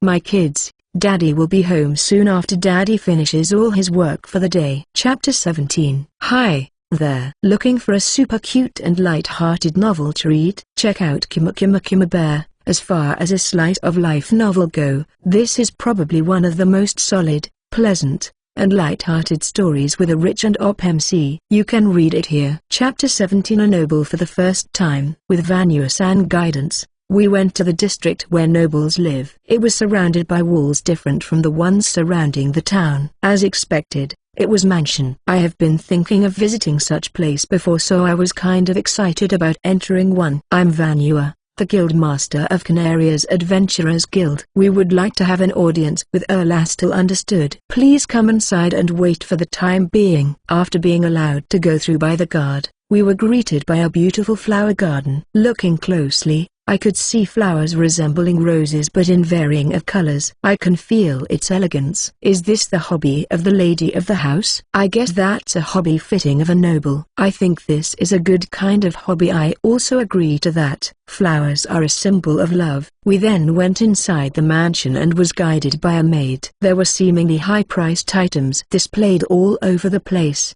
Even in the room where guests are received there were expensive-looking items and also splendid furnishings. Even that small gold ornament. How many gold coins would you get if you sold such refined piece, I wonder? Are you nervous? That's not it. It's because this is my first time going into such a place. Even Arena is filled with curiosity and is moving around the room now that her shyness from before has totally disappeared. Please don't accidentally break something by carelessly touching them. After a few minutes chatting with Vanua-san, a noble came in with the following maid. His fluffy moustache suited this blonde uncle really well. I've kept you waiting. So, were you able to find one? Yes. If it's this one here, there would be no problems. Chu-chan, may I know your name? Adel Desuic, I am Earl Astilvatio, the feudal lord of Canaria. After a brief introduction we proceeded to discussing the full details of the request, and so the full details of the situation have been revealed. The truth is I should have been the one supposed to fight the Knight Leader because my daughter Melchiora wants me to do that. You see Adel-kun. You see, Astil's only daughter really likes strong people like her father, and unless you are an aristocrat that is stronger than her father, it ended up with her not accepting marriage proposals, no matter who it was from. I see. Let's check Lord Astil's status for a bit. Astilvatero, 48, LV.65 race, human. HP 867 MP 607/607, AC 591, DF 385 Make 461 MDF 503 INT 195 SPD 368, Skill, Sword Arts, C+, 4 Attribute Magic, D+, Swift Movement, D. Oh. He can use 4 attribute magic. He's a great uncle. He's even stronger than Vanua-san in terms of levels. It is well known that he is strong among the militant faction of nobles. If that is the case, why didn't the Earl himself challenge the Knight Leader? That's because I know that the Knight Leader is stronger than me. I have served as a former deputy captain of the kingdom's Knight Order before, but something troublesome happened. One time when I was picked up by my daughter, the Knight Leader fell in love with her at first sight. I think that if the Knight Leader wins the battle, he would definitely ask for the daughter's hand in marriage. There was one condition that was set to allow a representative for the duel. If the representative is an adventurer, the representative should be below rank B. And so, that is why the request ended up like that. I also know that the Knight Leader is somewhat strange and weird in many ways. He decided by himself that he must have her now. Such a troublesome person. Vanua-san also mentioned to me that Melchiora-sama is only 8 years old, and I understood. Isn't that person just a perverted lolicon? I don't know how he really feels, but using such methods to take what you want is out. I would definitely never fall in love with such a man. Just for reference, how high is the level of that knight? When I was working at the castle I have heard that he was about 150 at that time. Oh. He is higher than Naunt-san? It seems that he is quite strong. If that is the case then the Lord's daughter would be taken away for sure, right? Melchiora-sama has already accepted the conditions for that duel. As you see, that child, she thinks that I am the strongest and the most reliable father in the world. As a parent, being admired by my daughter like that makes me really happy, but this time I won't be able to live up to her expectations. That's why I submitted the request, in order to fulfill this desire. Now that I remember, what was with that request about replacing the guildmaster if the request failed? What about that condition of the Knight Leader taking the guildmaster's position if I lose? That is something Melchiora said. If you win he will give anything you want in his power. But if the Knight Leader won, his condition was to take the position of guild leader. He will also be married to nobility as a son-in-law, meaning he will take full control of this town, which is something that I also would really like to avoid. I understood the whole story. It is good to accept the request of your cute daughter, but as for me, will that daughter of yours accept me? I am a little worried about that. Even though it was the Earl who was supposed to fight, is it really okay to leave it to me? There is no other choice for my daughter but to consent to it. The Knight Leader has already agreed to it. The problem is if you can actually win or not. Something like that isn't really a problem though, but maybe I can ask for a reference for me to set my strength. About that, do you think he will be able to handle 3 rock lizards alone fighting them at the same time? Astil, This one here escorted a caravan of more than 80 merchants, not to mention defeating a large group of monsters. Along with those are 3 rock lizards. It was also performed just a while ago. Is that true? Then I will leave this to you. You can leave it to me. There was also Vanua-san's follow-up. This would probably make this request simple, Father. Pull? She came out. Father, is it true that you hired adventurers? Why are you here, Melkora? I've heard from the maids that a person from the guild came. Why won't Father fight him by himself? From that point on it turned into a quarrel between father and daughter. I retreated to the side along with Vanua-san and was enjoying the tea served to us. The tea was also at a high standard in this world. I like its fragrance. That girl, Melkora, is such a beauty that can even be compared to a doll, wearing a red and pink variation of children's dress and having the same blonde hair as her father, which seems to glow whenever light hits it. Her red eyes give off the impression of a powerful personality. She has the image of a Tsuntsun princess. She sure is cute. Despite being just 8 years old, she sure gives off a slightly mature impression. She will definitely be gifted with a beautiful face in the future, right? I feel that Vanua-san despises the Knight Leader in more ways than one. Did he do something? You see, a few years back, he came to visit the guild. At the time he told me that he would like to measure his abilities. That really must have been a disaster. I just remembered that he was still holding a cup in his hands. Looking at the contents, it seems like it would boil over. It won't break, right? Why do I hear a creaking sound? Hey, you! NN, I turned around and I saw a beautiful person's face looking towards me. Her eyes are staring directly at me. Can I help you with something? Show me proof that you are stronger than father. How would you like me to fight with my father? The Earl's voice and my own overlapped. Are you going to fight instead of your father in the future? I think that will be dangerous, but if ever I attacked a noble, there would be a penalty, right? That's right. It's even normal if death penalty would be given. Even a duel would not be forgiven. No, wait. The Earl interrupted us. As expected. It's useless, I guess. There would be no problems if it's just a mock battle. Are you fine with it, Melkora?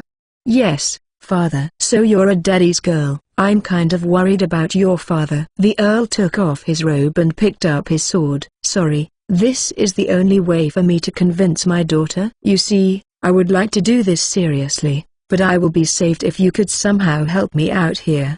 Is it okay for you to lose in front of your daughter?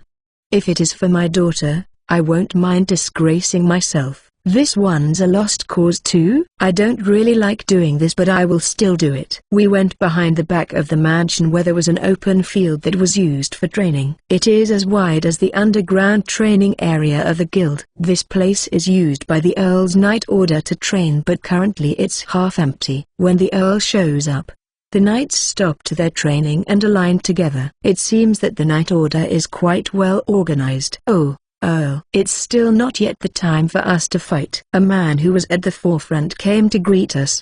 He was carrying a heavy-looking sword in his back and was wearing heavy armor. Is this that Knight Leader? The Earl responded with a grin while giving off the air of a nobleman. Well, you see, I have found an adventurer to be my representative. We were going to get some warm-up for a bit before fighting against you. Who? You were able to find one? That's a surprise. Oh, Melkora-sama. You came along too. Melkora, who was frightened by the knight's disgusting stare, hid behind the Earl. The figure of the frightened girl was also very cute, but to such a pretty girl, having a smile on her face definitely suits her much more. I got onto the field after the Earl, but I was greeted by a rude laughter from the other side the moment he saw me. As I see it, you seem to be a woman. Do you think that such an adventurer can fight me seriously? If we were talking about a knight, then maybe you can at least be a challenge. You did know that I'm the leader of the royal knights of this country, right? Are you sure you could even count as entertainment against such a knight as myself? That's why I am here today, you know. What? I'm telling you that there's no way for me to lose to a lilican pervert like yourself. Lili? Is that word something that doesn't exist here? I turned to face the Earl, telling him that we should start the mock battle soon. It is good to have a bit of strategy as to how I can pummel this opponent in the best way when the duel starts later. Well then, Earl-sama, I would like to end this in 5 strikes. Very well, please do so. I wonder how or where should I strike first? Chapter 18. Hi, there. Looking for a super cute and light-hearted novel to read? Check out Kuma Kuma Kuma Bear. As far as a slice of life novel go, this is probably one of the most solid, pleasant, and light-hearted stories with a rich and op MC. You can read it here. Chapter 18. Earl vs. Fairy. You may fight using weapons, magic, or bare fists. The winning condition would be make the opponent faint or surrender. Got it? I understand, Guildmaster. I'll keep that in mind. Each of us readied our weapons. I don't really have a particular stance or anything, but I still show a proper one. I am still covered by a hooded robe though. Arena is hiding inside the hood. By the way, our weapons are just iron swords. Well then, begin. The first to move was Astal Sama. He swings his weapon towards me while chanting a magic spell. My sword, burn up into a blaze. Fire sword. A sword clad in flames. So cool. I avoided it by jumping to the side, and the sword went straight to the ground, burning the area it struck. It was quite a powerful attack. Astal Sama immediately made his next move. Earth, swell up and rise.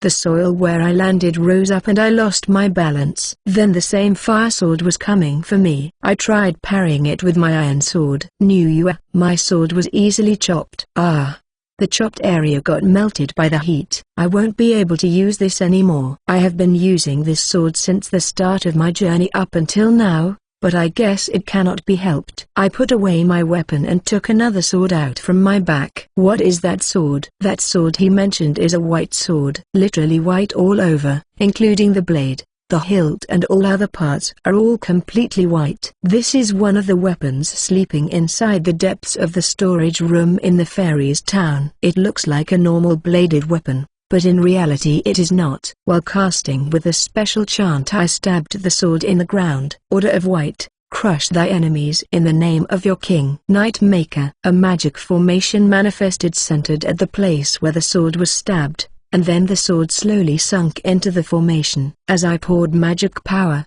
the magic formation spreaded out, and then a knight army clad in white began emerging.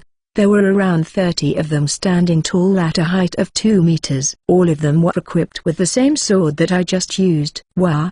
What? Astal returned to sanity earlier than those around him who were still shocked by the event, then tried attacking the nearest knight that was close to his place, but the knight reacted by completely blocking his attack. Even with his flaming sword hitting, the white sword didn't budge. Then Astal Sama was pushed back and blown off a few meters. By the way, these are the stats of what threw him away. Nightmaker, LV.120, Race, Humanoid Doll, HP 2500 2500 MP 008 TK 1300 Def 2000 Max Serum 2000 INT 0 SPD 1000, Skill, Sword Arts, B. The power of the knights created by this sword is all dependent on the amount of magic power used to make them, so it is useful as a wall. By the way, I used around 400,000 MP in order to reach this status. The greatest advantage of these knights would be that they will keep on moving and would only stop once their HP reaches 0. Quite useful in a fight. I didn't really use it in the last request because my status was not yet known at that time,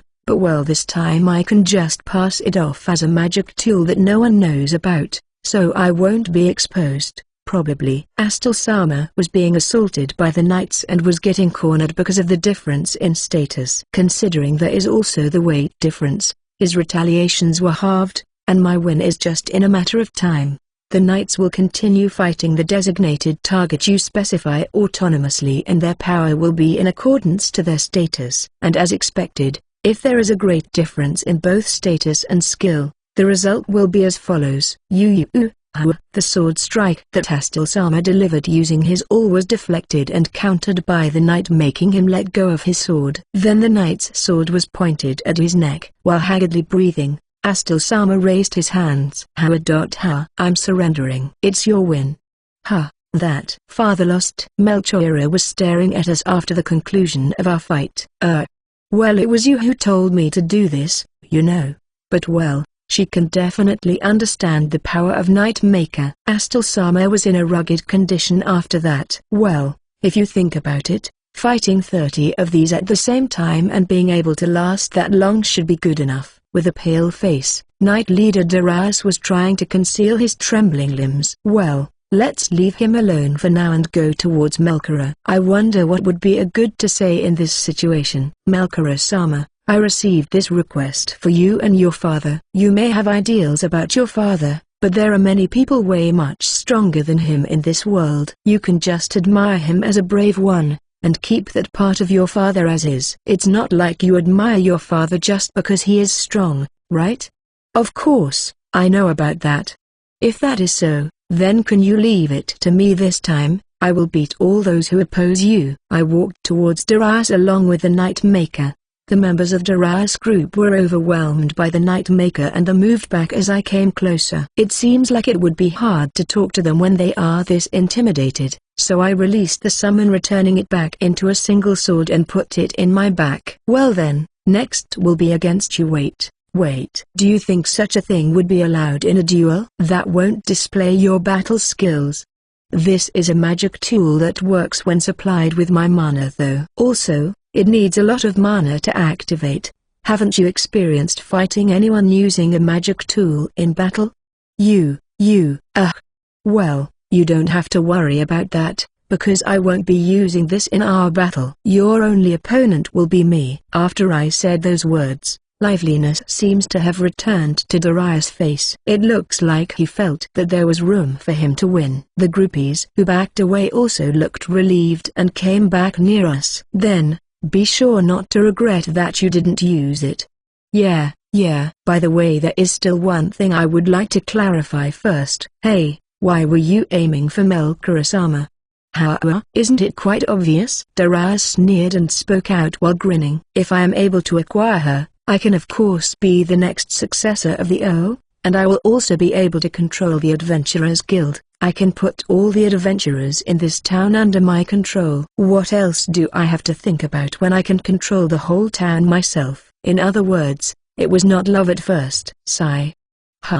What? Are you expecting me to love such a brat? I can just have the maid service me while I keep her inside the house till she grows up. Well, aren't you blurting out everything that I expected? It was to take the Earl's position after all. Even if you get married, won't Astal-san be able to just take in another child from other houses to inherit the position? That way, won't your plans collapse altogether? I wonder if he is aware of that. I am interested just how low his INT stat is. Darius, 28, LV.153, race, human. HP 2650, 2650 MP 4058, 4058 ATK 2092, Def 2245, Matk 2483, MF 2006, INT 35, SPD 2409, Skill, Sword Arts, A,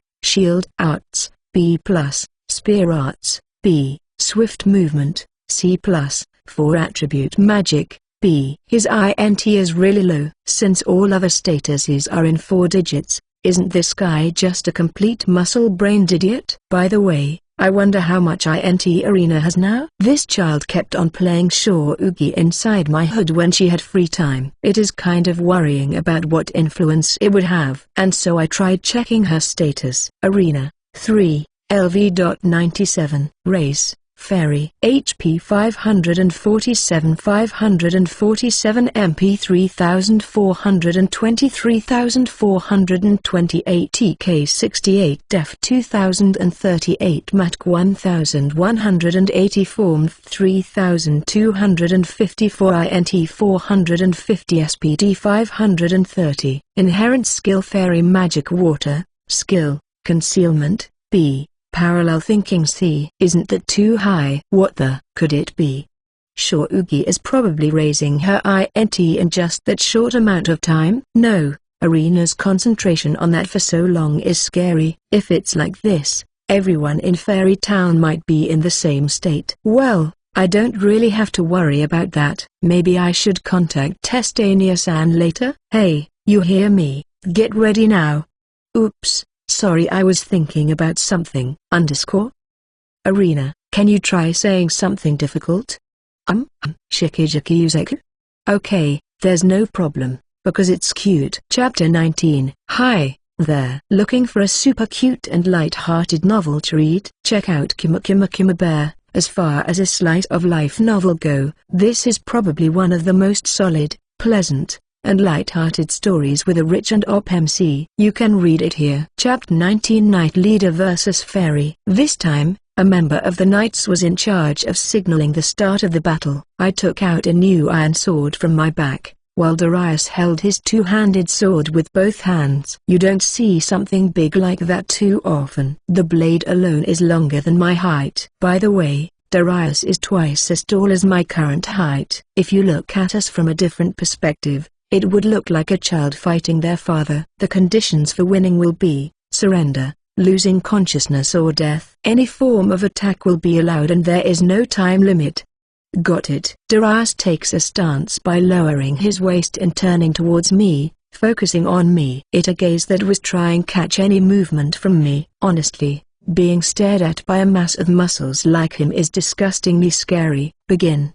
Oh, despite being so heavy, he moved with incredible speed. The wind pressure alone feels like it would blow me away. But well, I don't feel like avoiding. Image of having a weight much heavier than my enemies. The giant sword was sent towards me along with all his mass and power. I also lowered my stance to receive the sword attack. I consumed magical power to dissipate the shock from impact, but I also used fairy magic, which doesn't use magic power, so that my magic consumption would drastically decrease. I stepped forward and received the heavy blow. I also erased the wind pressure it caused. Good, you received that well. That still seems to be light though. Are you really not holding back? Then I'll be more serious. He struck at me with his sword as many times as he wanted. I was pushed a little and even dropped down on one knee. Sorry Tilda. It actually so light it feels like he is only tapping me. But you see, winning so easily isn't really fun to look at, you know. Looking at the audience I can see Melkora looking worried, Vanua-san looking anxious, and Erlastil was groaning. After a while it reached to the point when Melkora had a look as if she was about to cry. Well, I guess I can understand how she would hate being the wife of this person, even if he was stronger than her father. You annoying little girl. Just blow away already. Darius continued swinging his sword towards me, trying to smash and crush me, but I parried it and moved back for a bit. I can still continue playing along, but I got tired of it. You sure are amazing, little girl. As I was taking a stance, he followed up with an attack, but I dodged it sideways. Well, he didn't stop and ended up crashing into a wall. It was such a splendid wall. Look there, looks like everyone was troubled by that. I guess I should have been careful about my position. Damn you. Quit moving around so I can crush you. Well, can't you just attack me with more focus? I take out a red cloth from my storage because it seems interesting. Darius realized I was making fun of him, so he came chasing me again. I waved the red cloth away from him. Doing that made Arena really excited. Currently, I'm imitating a bullfighter. He sure looks like a cow trying to stab and slice me by thrusting himself continuously, right? Quit moving around, you stupid. I don't really want to stop though, even if you show me that red face of yours. Well, let's continue. Come, hit me here Tilda. Melkora's poff. Awesome. He's just seriously at her mercy. That Darius. Melkora was shocked. Darius is someone who is known throughout the town as the strongest. Not listening to the orders of the Earl, even controlling the Knight's order for himself. He did display enough fighting power for that. That's why she also realized that her reliable father was looking for help. But she also knew that Darius would not carelessly oppose the Earl because they are not enemies. And then, one day an adventure covered in a white robe came. The person doesn't even show her face. I thought that she was just probably trying to trick father, so I became quite suspicious of her. Since I thought that it was impossible for her to become a substitute for my father, I asked her to fight with him, but father was the one lost, defeated by the knights created by that woman to fight father in her place. I was looking at my father who got defeated, and I had to admit that she had overwhelming power. But when it came to fighting against Darius, She didn't use that power, and their battle began. Although it was Darius who seemed to make the first move, trying to crush her, it was blocked splendidly. She then avoided all of the attacks that followed with ease. But still, what Melkora was attracted to was her atmosphere when fighting. It felt like she was really having fun. Why is she smiling? Well, that's something I don't understand. But she did not have the feel of a battle maniac though. Isn't it like she is playing with Darius? That's right, is how Melkora thought. That person has the face of a child that has just received a new toy. Even though I can only see her mouth, her eyes must definitely be sparkling. Father, who really is that person? I don't know. But well, I can at least be sure that she is fighting for you, even if she is faced with such an opponent. Adelpoff. Darius was drenched in sweat and was out of breath. Is he reaching his limit soon? I was expecting him to have more stamina though. Maybe because there isn't anyone that could go against him, he was negligent of his training. Then I guess this is it. Can we end this soon? If you can do then go ahead. If you just keep on blabbering then I will crush you. His anger levels shoot up and attacked me with everything he has, in full power. But well, something like that is useless. Clink tilde. I returned the favor countering with a slash, and that attack severed his sword, chopping it to pieces. It is over, isn't it? I bashed his head with the flat side of the sword and made him collapse. He staggered from the hit and got down on his knees. I then pointed the sword at his neck. Do you want surrender?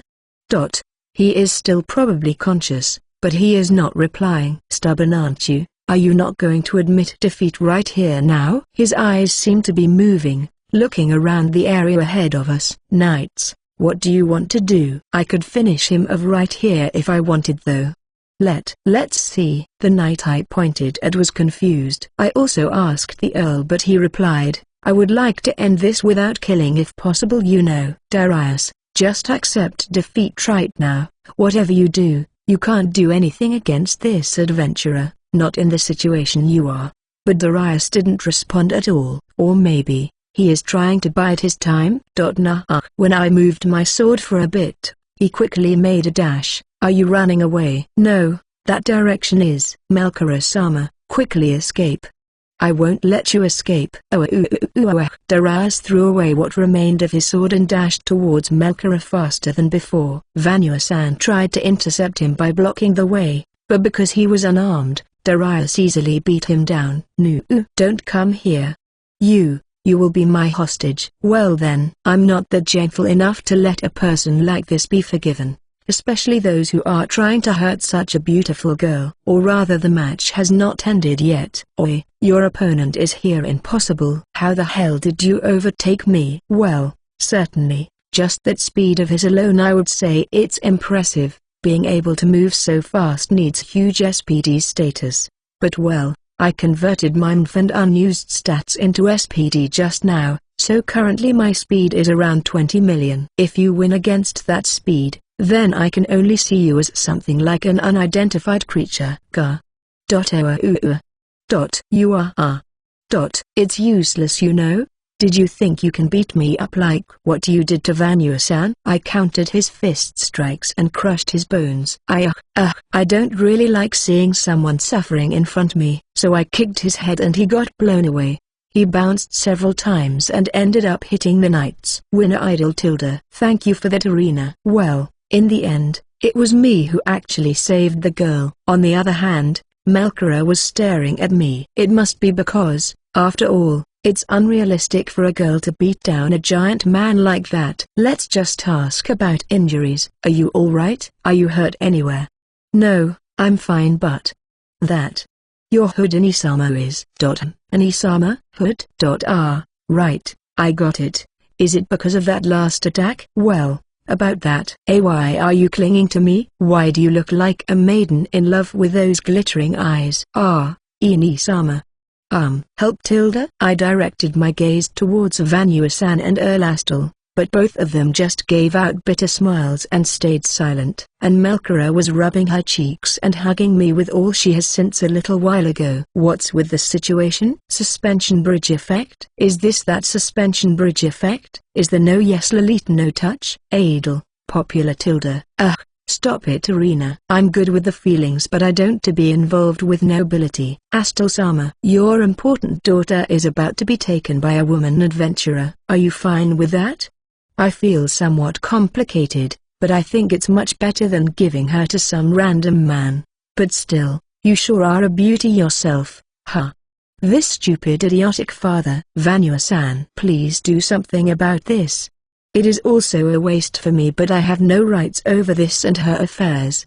I'll have you die later. Melkoripov, Darius was defeated. I couldn't believe it at all, but the adventurer woman in front of me pulled through it. I also had a lot of respect for this person before, but everything changed when suddenly Darius ran towards me after not admitting defeat.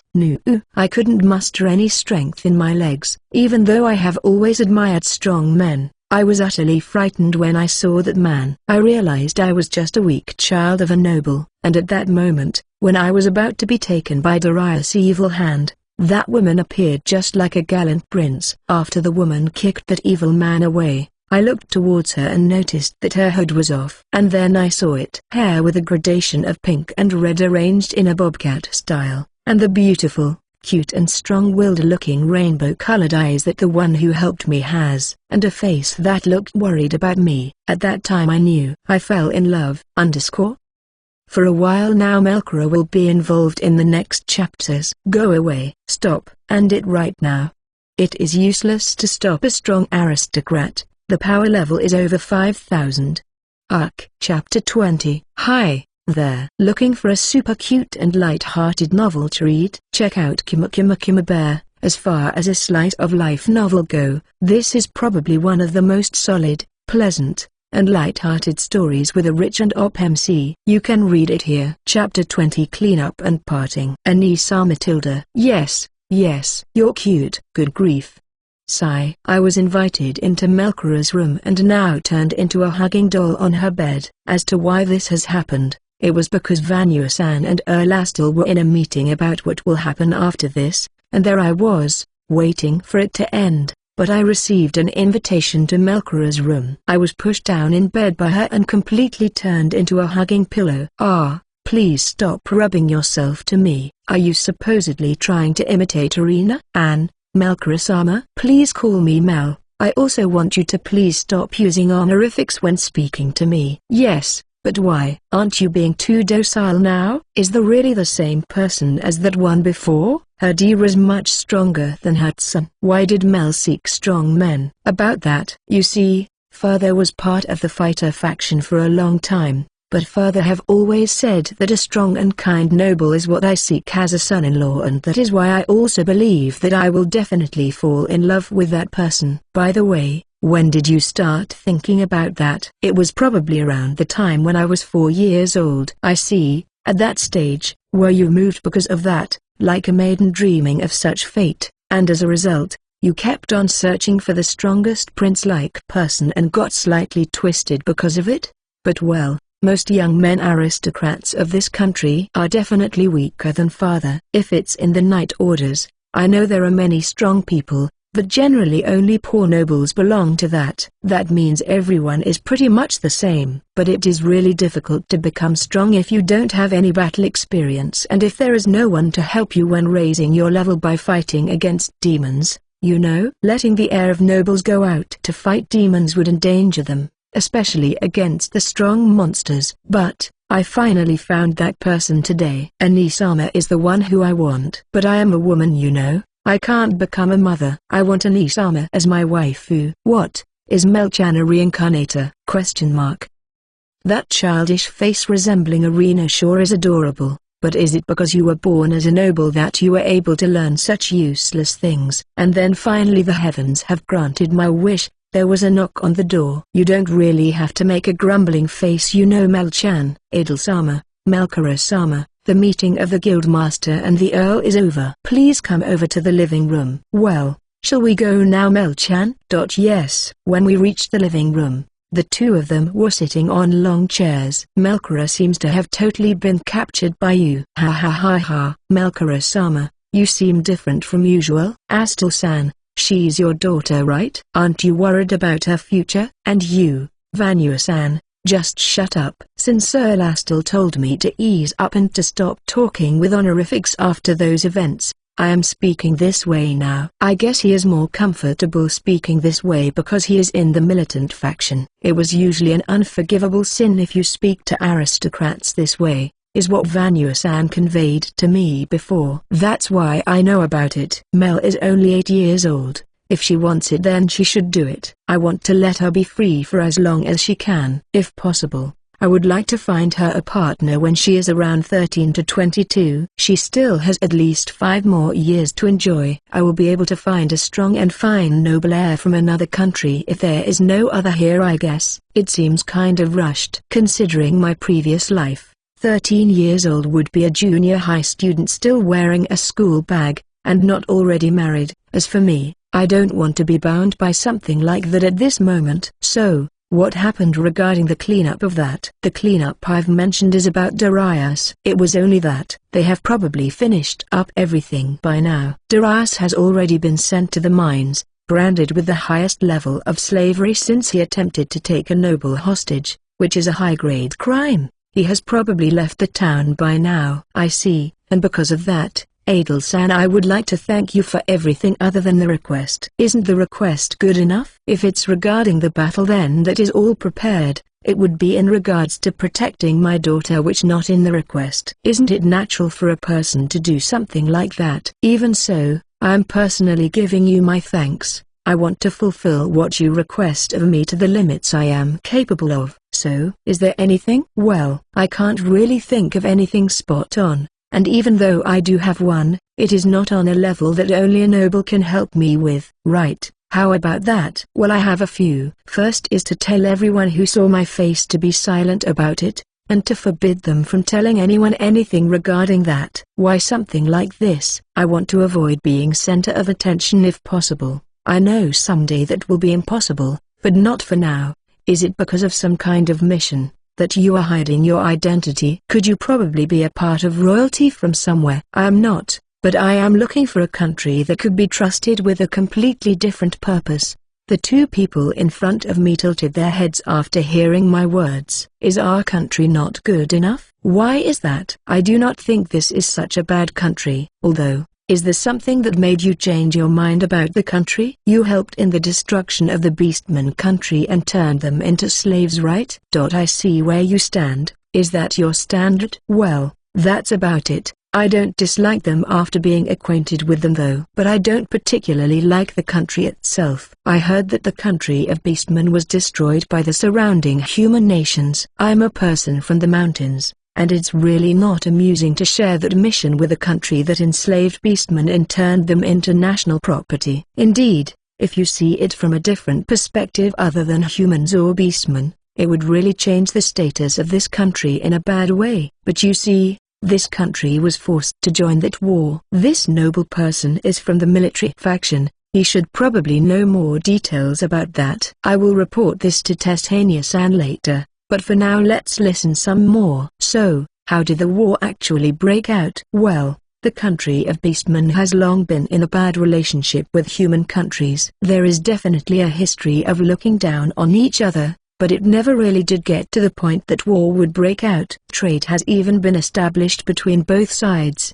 But then a situation which changed everything happened at that one time. And that was, a demon lord was born in the country of Beastmen. Adel-san, that very demon lord killed the Beastman king, and half of all the Beastmen were corrupted by its influence. Is it an actual demon or maybe something like a plague? I wonder what caused it. I thought about these troublesome things. The cause of it is unknown. Even kings in the past have also suffered the same fate. How were you able to notice that? Because a hero would always be summoned in the country of Hawley if such an event happened.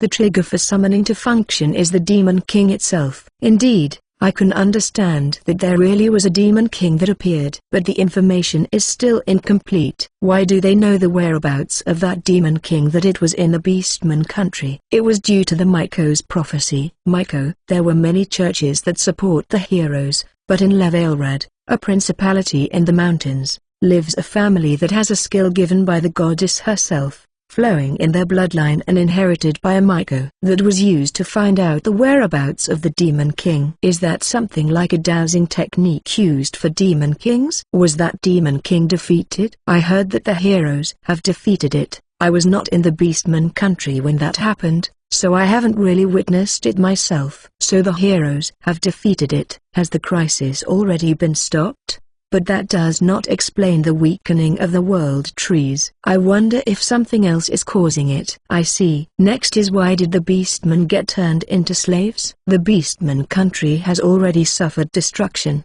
and the Demon King was already suppressed, so why did they do something like enslaving them? That is definitely because all countries are afraid of the remaining Beastmen, since they might turn into demons. If they are slaves, they would somehow be able to do something if they demonized. If they put slavery collars on them, then they can allow them to live on faraway regions and villages. It's not amusing taking their human rights away and force them to work, you know? It's also not good to use those that are innocent as slave labor, right?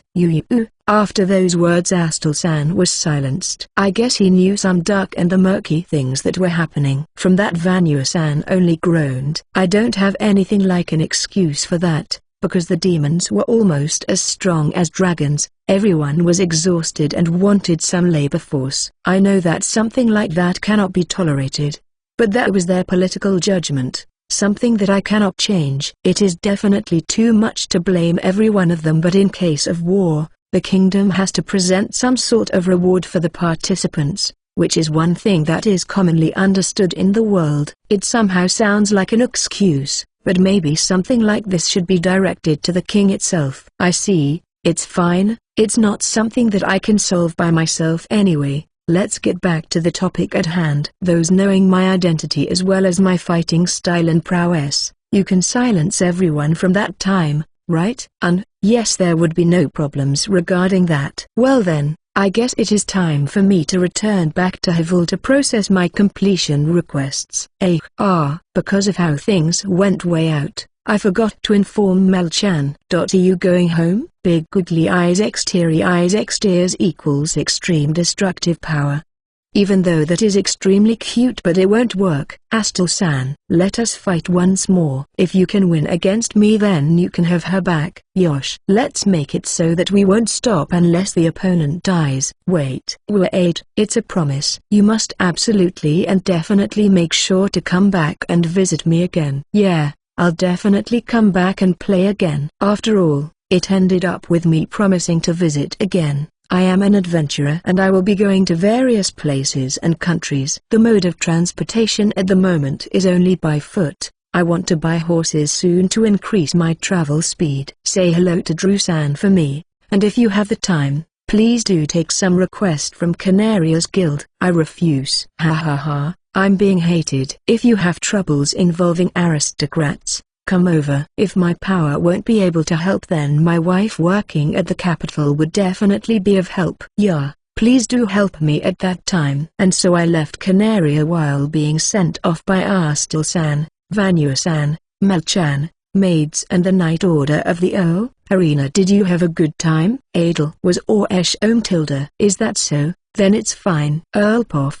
After sending her off, I was talking with Vanua once more, about the white-robed adventurer named Adel. There were many things I wanted to say when introducing that girl, but that one sure is a rare case. That is true. Also, Vanua, have you been disclosed the status of that girl? Yes, I don't know the full details, but I heard from Drew-san himself that she is way stronger than him. I see. If it's Drew who said that, then there is no mistake. However, that last movement, when she defended my daughter from Darius, I noticed that she was way too fast, even if compared to every person in the kingdom. I couldn't even chase her with my eyes. Same for me. Well, from the way she was talking about anything and regarding the Beastman, I concluded that she is not human. For Beastman, They have their characteristic ears and tail, but she has none. Elves are also out. Her ear shape didn't match.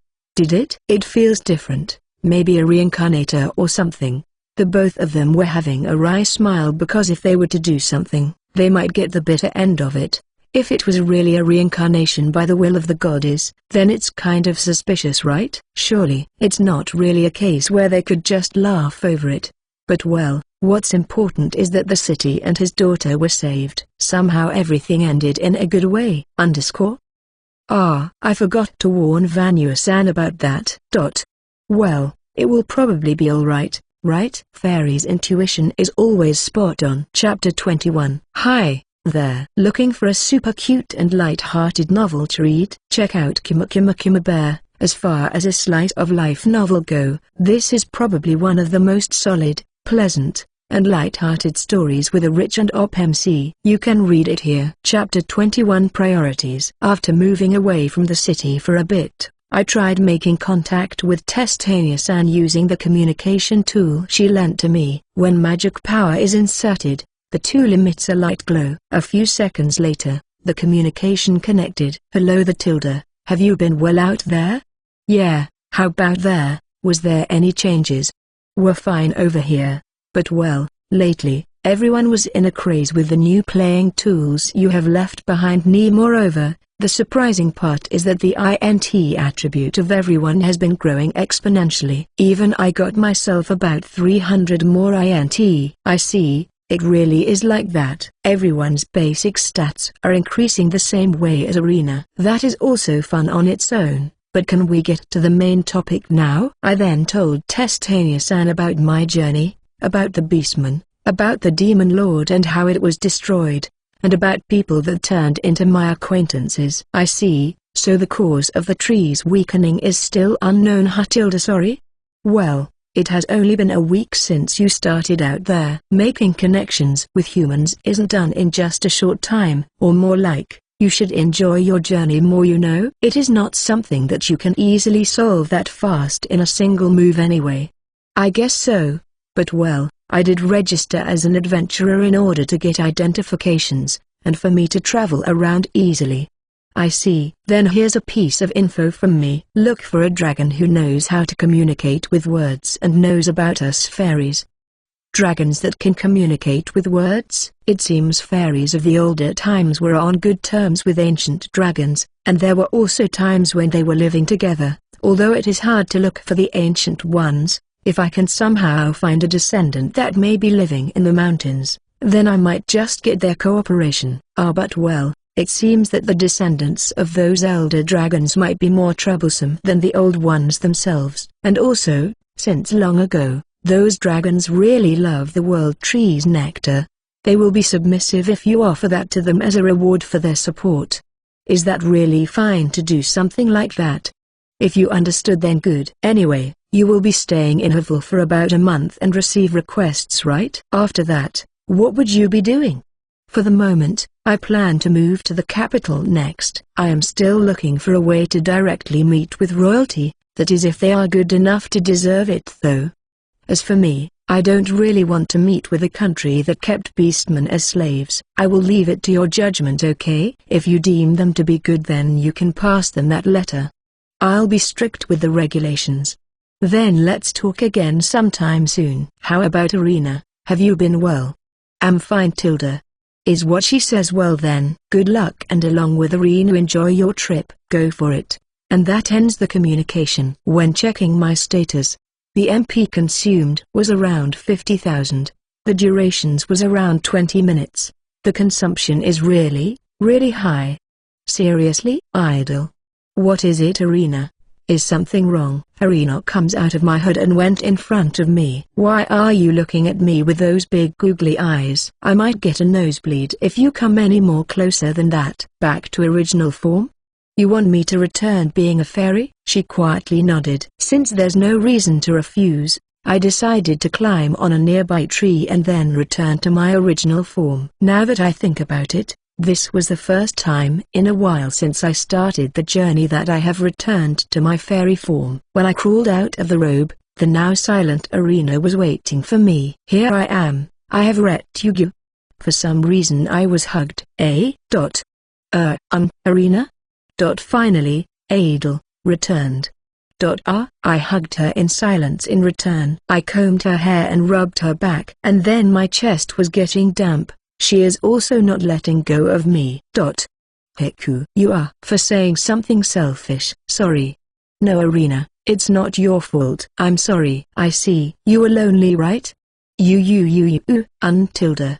The fairy Arena has only been with the human me in the past week and don't really know anything about humans or the city. It's only been a short time, but she lived with me surrounded by humans in a world without a single fairy in sight. How insensitive of me. There is in no way that a 3-year-old child being thrown in a place where everyone is larger than her would be fine on her own. Even if there is me with her, she would still be unsettled in a place where she feels alone. I wonder if I really should have listened more to Testania-san that time, and it also reminded me of myself as Sayuri. Even at that time I'm really sorry about that, Arena. But well, Arena was able to hold herself back a lot, playing like she usually is. I probably didn't think too much about it because she has higher INT now as effect of the board games. So I thought, this child is probably much wiser, and I didn't worry about it. Also because only a few days have passed since we arrived here. You don't hate Arena? I will never hate Arena, you know. I wiped her face that was getting messy with tears and snot with my robe. Our two eyes are in line with each other because we are now in the same size. Since the moment I was born in this world, I was really saved because I met you. I always had fun every day in these past 3 years we have spent together. You know, I have been cherishing every moment because all I can think about is Arena. I really like you a lot. If had not met this child back then, I would have probably died. It might be just a coincidence that I met her at that time, but if that didn't happen, then my second life would have ended earlier than I would have expected. If they would call that a miracle, then I will probably believe it. Arena, I have agreed to go with you together. I don't really want to expose you to danger. That thought didn't really change even when you acquired hiding skills. But the moment you told me that you want to go with me, I was really happy because of that, you know. Really? Yes, though I have promised that I will come back as fast as I can. I still would have been lonely, missing Arena during that time. Arena is now half of my life. I want to see your smile and happy face all day long, so much that I was hesitating to leave back then. That's why I set those conditions, really hoping that Arena would overcome them and learn. This is what I truly felt at that time. I can lie or hide things to others, but not to this one here. It's only with this important person that I want to share everything. Honestly, I was really delighted when you were able to complete all those challenges. Being able to travel with Arena made me really thrilled and excited that I forgot to think about how you feel. I didn't even notice anything. I hold Arena again, stronger than before and not letting go, and because of that, in the future, if there is something you want to say or if you are holding back something, don't. As a companion of mine in this journey, please do not hold back, okay? If there's anything you are holding back now, you can say it, okay? Okay, Tilda? I will listen, so let us discuss and see if there's anything that the two of us can help with. And do not try it alone, okay? And so we went on in this form. She says that she wants us to be like this till later, be it eating together, traveling or playing, right? I will always give time, and starting now I will definitely show my affection. And so we decided our priorities when traveling. And then let's play Shogai Tilda. Sigh. How many times am I going to lose? Night finally blanketed the sky, and we have finally arrived at Hivil.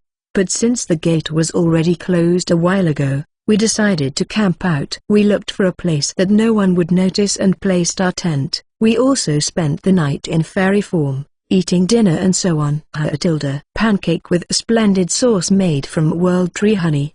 The best. Tilda. Eating honey after a really long time of absence was so delicious. After that we spent the night playing Shogai under the moonlight, and I didn't win even a single time. I turned around and smiled. Arena. Tilda. Let's find a lot of friends along with Arena. Okay. Hi Tilda. _. Hello, Testania-san, I want to make a lot of friends for Arena, so I'm thinking of building a country for such. Can you help me? What are you spouting out all of a sudden? Chapter 22. Hi there. Looking for a super cute and light-hearted novel to read? Check out Kuma Kuma Kuma Bear. As far as a slice of life novel go, this is probably one of the most solid, pleasant, and light-hearted stories with a rich and op MC. You can read it here. Chapter 22. Just one adventurer left. In that city all the adventurers that can fight left in order to suppress a dragon. That is the current status of Havel, although it not that different from the usual requests and is a bit intolerable. At the time the dragon is subjugated, all the materials will be added as profit of the whole city. And so because of that, a lot of people were able to tolerate it. But in the case of blacksmiths and merchants, it will be different. To get out of the city, adventurers are relied on, but at the moment, they are no present. And as a result, their delivery stalled. That is to be expected on the people waiting for them too. Not added to that is that, they can't make money. Adventurers that arrive are also hired in a round trip, and if not, are quickly enlisted in an auction with other merchants. As the guild is now full of escort requests from merchants, adventurers are ignoring the troublesome stuff and never accepted any of the requests and leave the city in order to return to their home base. And also the craftsmen were troubled. Making crafts are fine but they cannot take it out of town. Resulting to that is zero income. As for the blacksmiths, all customers that come to buy or ask for repair went away for the dragon subjugation, so they are currently calculating loss for this month. But then at that time, a ray of light appeared. It was the only one remaining adventurer girl that stayed in that town. Even though she just became an adventurer, she escorted 80 merchants all at once and has a track record of success in bringing them over to the next town and even subjugating 100 monsters along the way. And because most of the people were from the town itself and villages in the vicinity, the spread like wildfire as soon as it was heard. And yes, most of those merchants passed a request on the guild, and the guild's response was, if you are planning on the same destination all at once then it can be received in a single request. This story was also witnessed and approved by the merchants guild leader, and it resulted into a lot more people than the previous one. The number this time reached a total of 300 people, and yes, the request this time was accepted. Wearing a white robe was a small girl with her face hidden. Well, it is kind of suspicious if anyone sees this. They might have been cheated by the Adventurers Guild. But the one leading the group this time was someone she escorted before, and because of that everyone believed her credibility and they departed. Any monster that approached was subjugated by the water dolls, and when more than the dolls can handle comes out, and they are protected by a sturdy high wall of earth. It sounded like a joke if you think about it, but the next day they actually arrived fine on the next town, and of course, something like that is really out of place. The culprit herself has forgotten that rumors would spread all over the place, even reaching the neighboring countries and not only the closest towns. And 2 weeks later, it was actually the 3rd week that she was released from guard requests. So tired. I don't want to move anymore. No, I don't even want to step outside. Good work, Tired Adel here. Honeyjuice tilde. Thank you Arena tilde. I returned to being a fairy and is now on the bed resting on Arena's lap pillow. How? That's just impossible. I don't want to receive request anymore, especially that request to guard 300 or more merchants. My anger levels at that time was almost at the point of breaking out. If I went into the guild, I will waged by all the craftsmen and blacksmiths for request, and if I go outside even just to shop for skewers, the merchants who noticed me would rush in and gather around me. I'm afraid at looking at those people. The desperate look on their faces was scary. What are they going to do if Arena gets traumatized? Although the person in question was just laughing, but it seems like she is probably just pretending. Requests, are you going to accept any? That's right. At the moment, things seems to have calmed down. In the last 2 weeks I've been working like a horse, doing at least 5 requests a day, or transportation, well digging, hunting materials from demons, escort missions and babysitting in an orphanage. Well, babysitting is more like a healing job. The children were cute and I also provided them with games for amusement from way back. And also, giving me that title. It's just embracing thinking about it. The goddess of white waters. Don't say it. Please stop. Embarrassing. Such a title was attached to me by people because of my white robe and water magic. Every time I am asked for a request mission, they would call me with such name and end up cheering. It makes my back itch every time I hear it. Well, anyway, what I wanted at the moment is to rest. I'd like to go out and play with Arena. After that I would like to win at least once in Shogai. Adel-san, are you in? Rina. Seems like it. That can't be helped. I'll be going out. My moment of bliss was interrupted. I immediately humanized and wore my robe covering my hood over. When I opened the door, a familiar face was there. Recently Rina-san, who looks like a ghost from exhaustion, was already having her makeup start to fall off. What's the matter this time? As I am so busy processing all of those achievements, I was told by the guildmaster to inform you about raising your rank. I guess. Alright, I'll come along. I wanted to rest for today, but increasing rank is important. At the moment I am rank C+, next is B. I wonder what the exam will be for that. You finally came.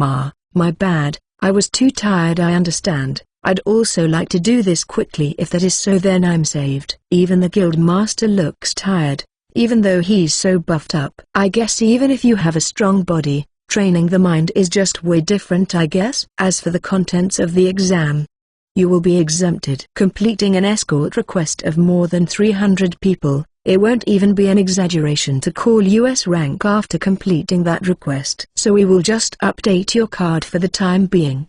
Alright, thanks, I'm saved. If I was requested of something like that again, I would definitely refuse. I give my card to Rina-san and sat on a chair. Alright, Hilt-san for a while now have been running about all over clients.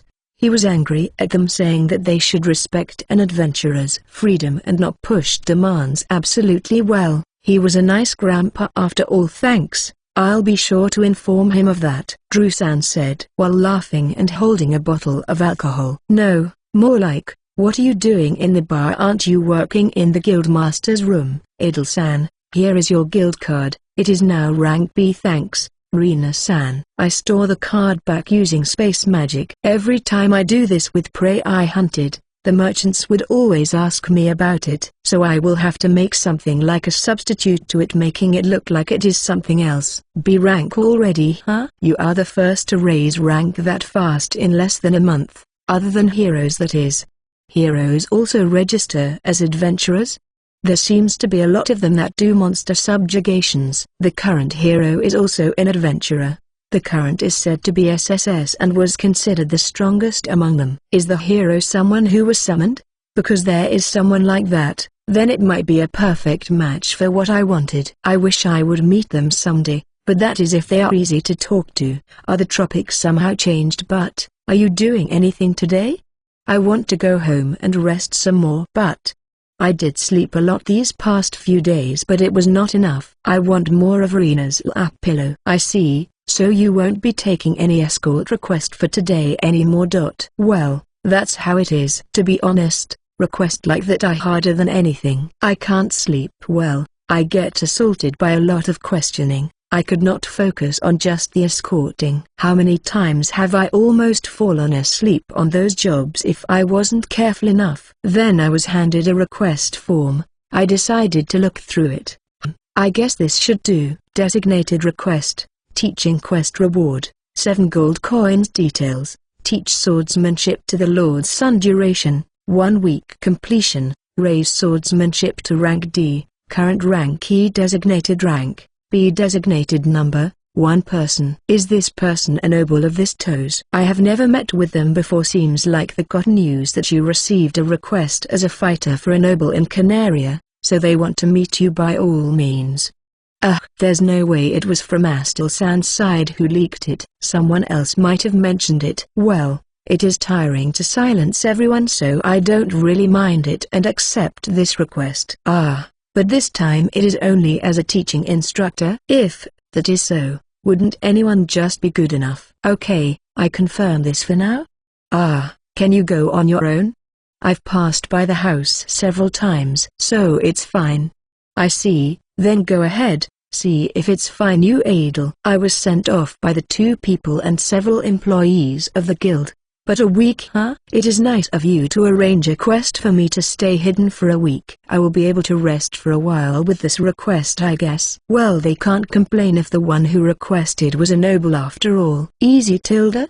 Well, it depends on the attitude of the other side. It might become a serious request. You're a demon, Guildmaster. Rena puts a paper on desk as she tells me that. She also was a demon though. Isn't it fine? It will be the same with Canaria. There is no one more fitting to take that other than her. After all, is that why you raised her to be rank?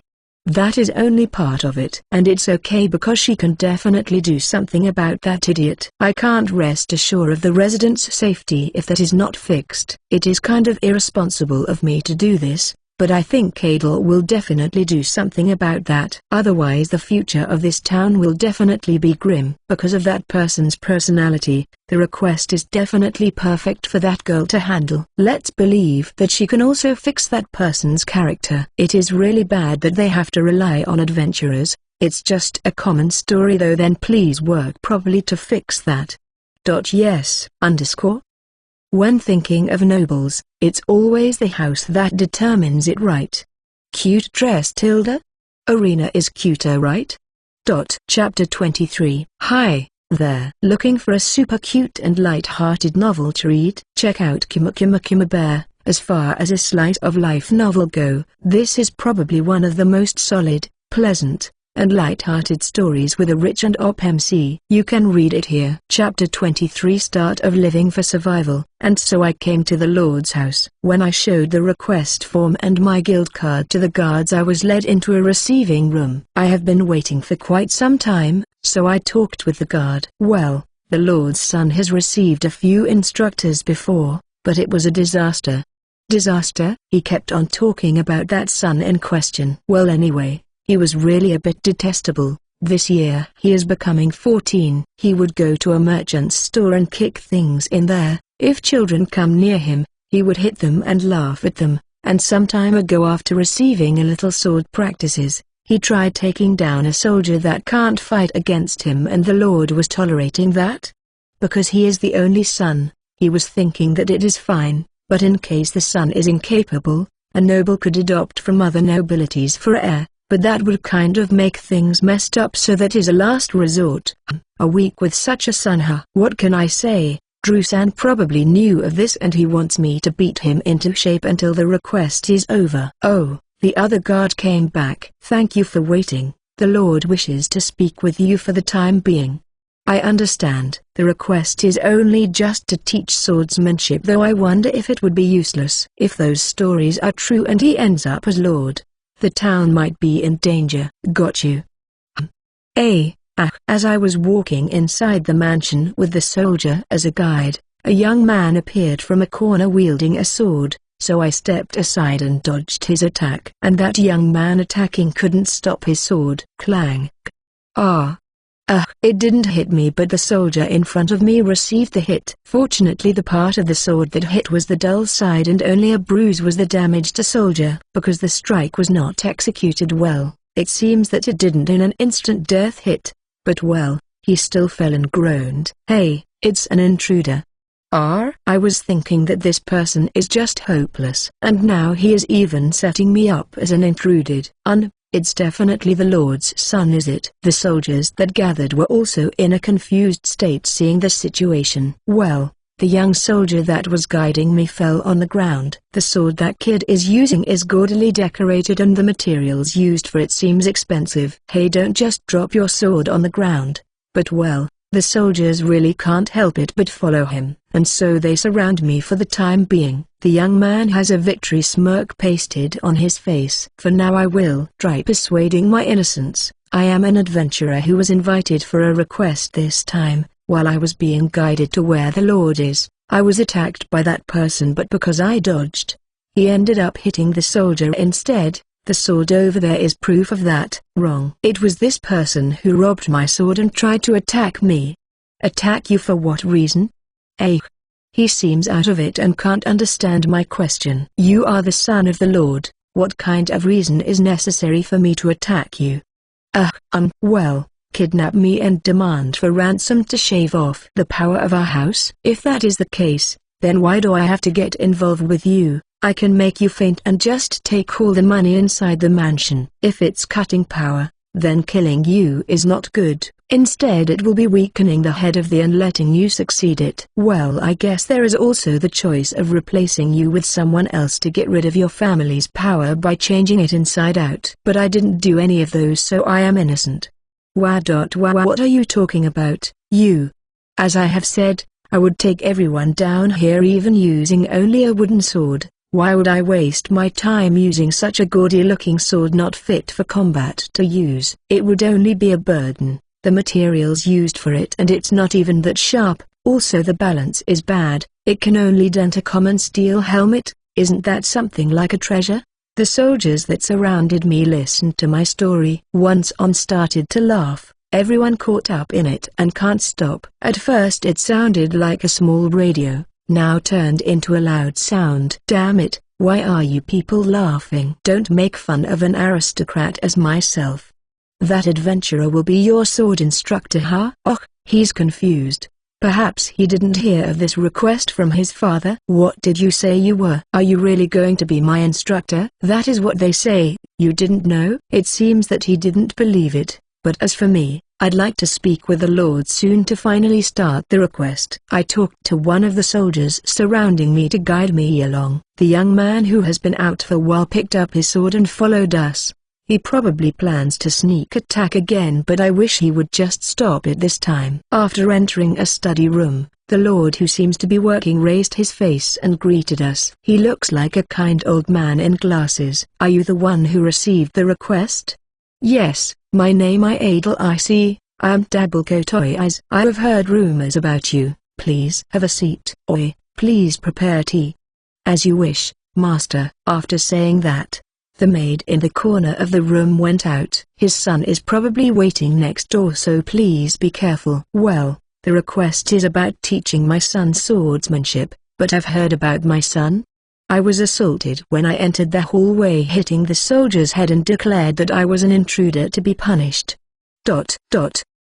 And the air froze. Then beyond the door, I heard a crash. Oh, Father San turned pale. It's okay, because I didn't really do anything. Well, fortunately, every soldier that responded believed my testimony, so they never really did anything. Don't worry, I won't really do anything to the first son of nobility. Sorry about that. It's fine, so I would like to confirm the details of the request, but there's also something else I'd like to consult with. Well, let's hear what you'd like to say. Puff, son of Lord. Fuck. What on earth are they talking about? That shrewd woman seems to have been doing well with my father, but I absolutely won't admit that role of instructor to that woman. That woman covered in white robe. She didn't look much older than me. She looks like she is only rank F4E, right? I won't submit to such a small free, but I can't go against my father. Am I still going to harass or get rid of her? No, but it will be troublesome if she retaliated. In the first place, I am the eldest son of this house, but I never stayed on taking any education. I have left it behind long ago. Even though I only acquired sword skill from self-learning, why get an instructor for me right now? I am getting irritated at being treated as stupid. Shit, fuck. What are you doing? Ah, you, Puffadel. Because Sigurd was listening closely and not paying attention, I kicked his stomach. It kind of looked funny when he rolled on the corridor. But well, I can't keep this up for long. Sigurd stood up while stomach. Is this part of his rebellious spirit? Then I will gladly take it down. I got permission from your father. Starting today, you are my 1 week disciple, and you will not be considered as a nobleman during that time. Don't get it? Well, I'll explain it later. For now, let's go. I grasped Sigurd's neck, and then leave the mansion, as is. Although he struggled to escape, the difference in status is just way too high for him to do anything. Damn it, let go of me. Who do you think I am? From now on you are just Sigurd. You see, we will be leaving now. On that day, the people of the town witnessed Sigurd Kotoy Eyes, which everyone knows. And that person was being dragged by a girl who was recently known as the Goddess of White Waters. The soldiers that witnessed this were called out by Sigurd to ask for help. but he was just ignored. At that moment, he realized that he has no allies here. Because of this girl, for the first time that he went out not to go shopping or eating, where normally nobody could stop him. And finally, they reached the city gate. The usual gate guard looks at Adel while being a bit shy. "Oh, Chu-chan," grabbing the head of the Lord's son and dragging all the way here. "Are you planning to leave the town as is?" "That's right.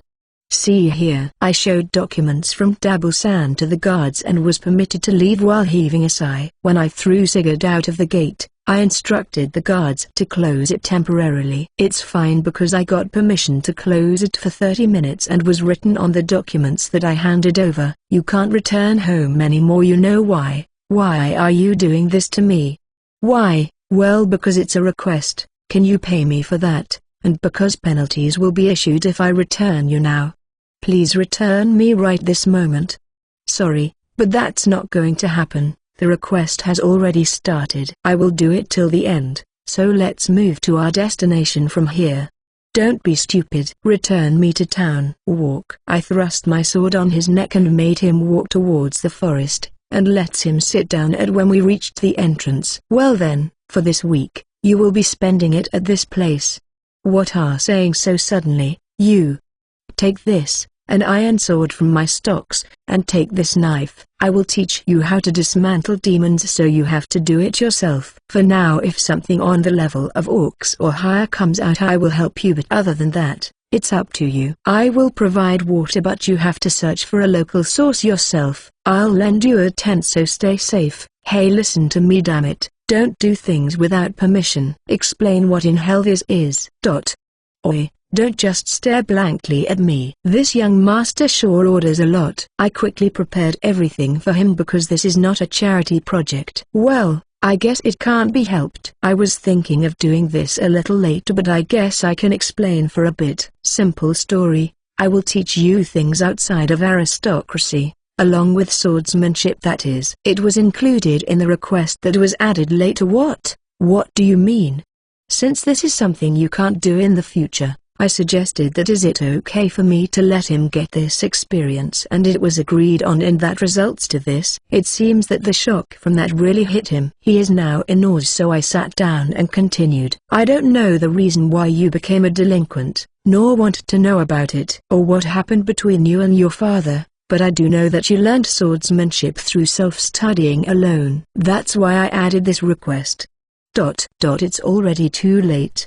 Even so, my obligation is to train you. Dragging you here might be unreasonable for you, so I set up one rule for you." I pierce is the iron sword in front of Sigurd. "A sword is just a sword, but if you hit someone with it, they will die." Understanding this, Sigurd moved a bit away. "From this day, till the end of this week, try attacking me. If you manage to defeat me, then you may go back to the city. I won't complain and even say a few good words for you to the Lord." Oh, it seems that my provocation succeeded. He is now having power in his eyes, but well, he is still a noble, so I can sense a feeling of looking down on those eyes. "That story, is that true? Because it is included in the request, it is not a lie." You.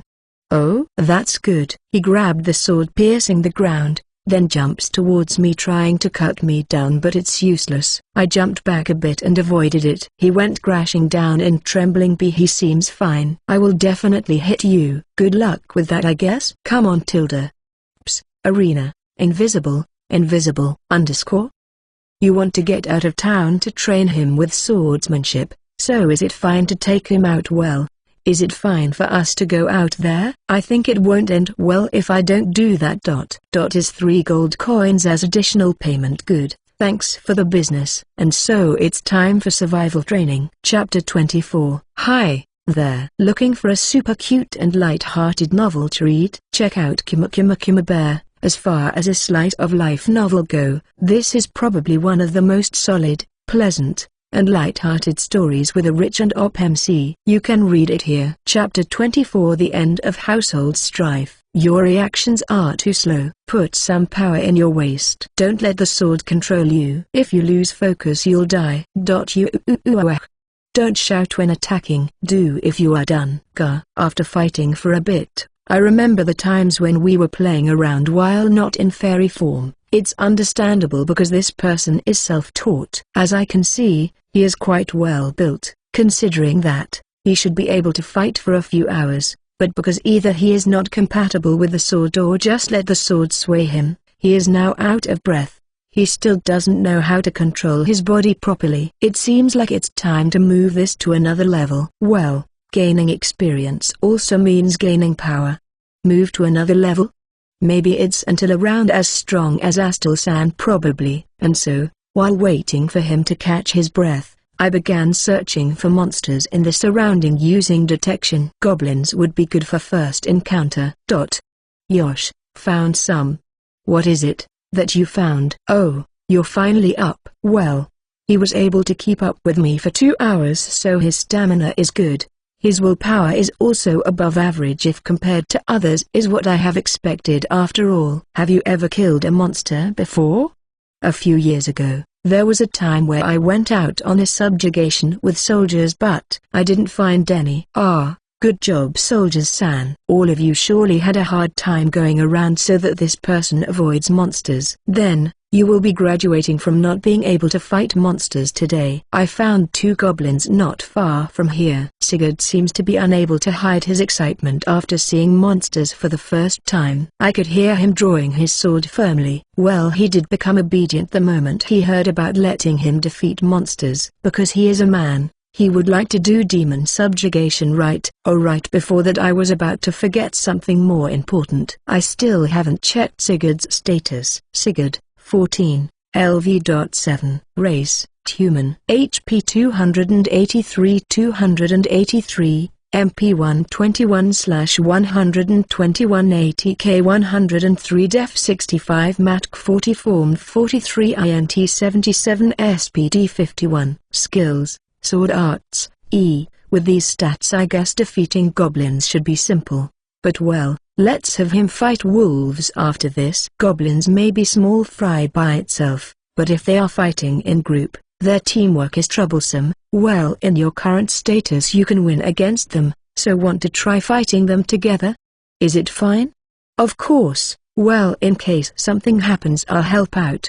Huh? There is no for such. After saying that, he cheerfully went ahead. I put water dolls on the goblin's feet just in case something unexpected happens, so it will still be fine if there is an emergency. Oh, he's already engaging with them. Deia. Oh, he is learning fast, huh?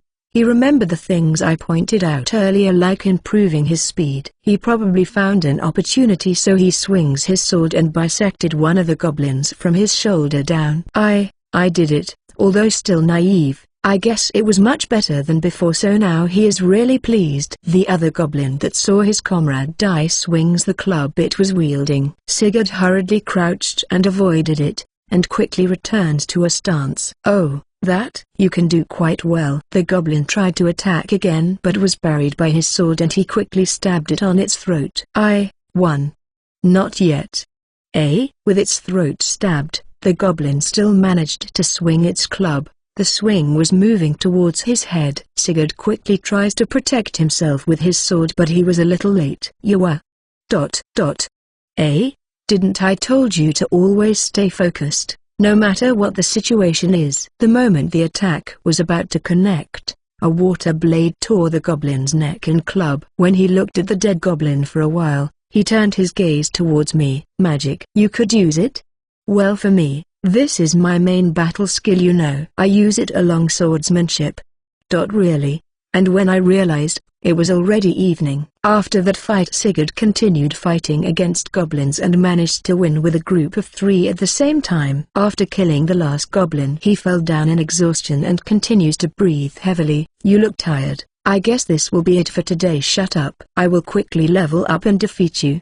At this point I don't really know if you are motivated by spirit or just being rebellious. For now, I hunted 100 that I found when you were fighting. Let's have Wolfpot. Do you know how to disassemble? I know, I studied. That's good.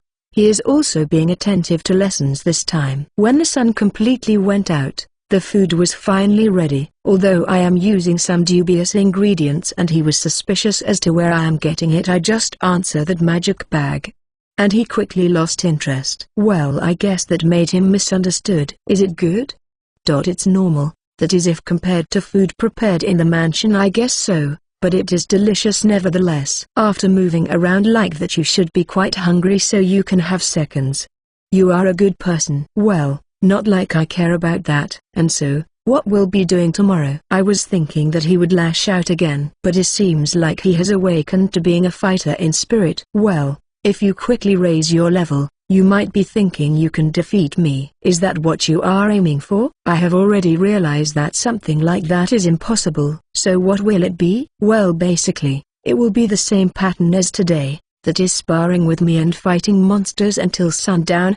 I see, got it. After saying that, I was cleaning up everything. When I put all the dishes away, he was staring at the campfire in silence. What's wrong? Are you starting to feel homesick? Will you listen to an old story? After staring for a while, he started talking about himself. Oh, you are finally going to tell a story about yourself. My father, you see, has 2 wives. In an aristocratic family, it is not unusual, but my mother was not good with that. When he married another person, she was stubbornly insisting that she is above the other in just about everything and the other is just an extra, and because of that, my father became disgusted of her and threw her out. A year after that is when I was born. Did they notice about you being thrown away? Well, at that time, that other person also had a child, but it was sickly and weak and died after a few years, and because of overworking, it seems that he was not able to see the other wife a lot, and he was also weakening and followed after the child. So how about your mother? Where is she now? 8 years ago, she passed away from a disease. At that time is when I was taken in by my father. At first I have a grudge, but I remembered that my mother regretted doing those things too. I see, so his grudges weren't that deep. At that time he was probably living as a normal 6-year-old, but then he was suddenly taken into the ranks of nobility and was definitely shaken up by a lot of changes in environment. He probably tried his best to reach their expectations, but everyone thought of him as incompetent and laughed. And he wasn't able to find anyone decent to guide him, and his father was also too busy to do that. I was able to learn swordsmanship when I reached 10. By that time, as soon as I got the skill I went to my father, but I didn't get praised. So you were ignored?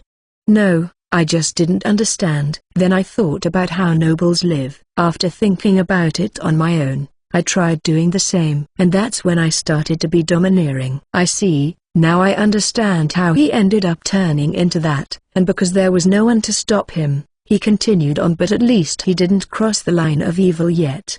He is only a half-bad kid. So, is there anything else you want to ask? Sorry about that. Then I will ask this. How will you get your father to recognize you after this? He thought about it, and then answered with a pained look on his face. Power, isn't it? Willpower, military power, authority, persisting beliefs, the responsibility as a noble, influence of absolute rule. Something like that probably. Those things might be necessary, but that's not it. That's not something you can obtain at the moment. Then what is it? Credibility and trust. I turned off the fire and looked up at the sky. Some demons get attracted to it if I let alone for a while. The light of the stars should be enough for now. The night sky is bright at the moment. I remembered what happened when I left the town. Sigurd had been asking for help for a long time now, but nobody lent a hand and just turned their eyes away. It is a matter of course because of what Sigurd had been doing, and because he is the son of their lord. No one dared to step in to stop him. It is impossible for someone to live alone. It is impossible to operate a town alone. It's reckless to try to be strong with only one person, because you are just an ordinary human being. Then what about you? Even I have been helped by a lot of people. And that's why I am here now. With this I guess it's time to retire for the night. Time to go back in the tent. I guess I am going to bed now. What about you? I am also retiring. I need to recover my strength for tomorrow. I see. Then good night. I went inside my tent, then apply barrier of protection and soundproofing using fairy magic. Next is Arena. You can come out now. I dissolved my humanization as well. I just noticed it now, but If there are only fairies around, I can do a lot more things. Well, it's time before going to bed though. Game on battle. This time around I'm definitely going to be my golden opportunity. Arena. How long are we planning to play Shogai for today? Dunno.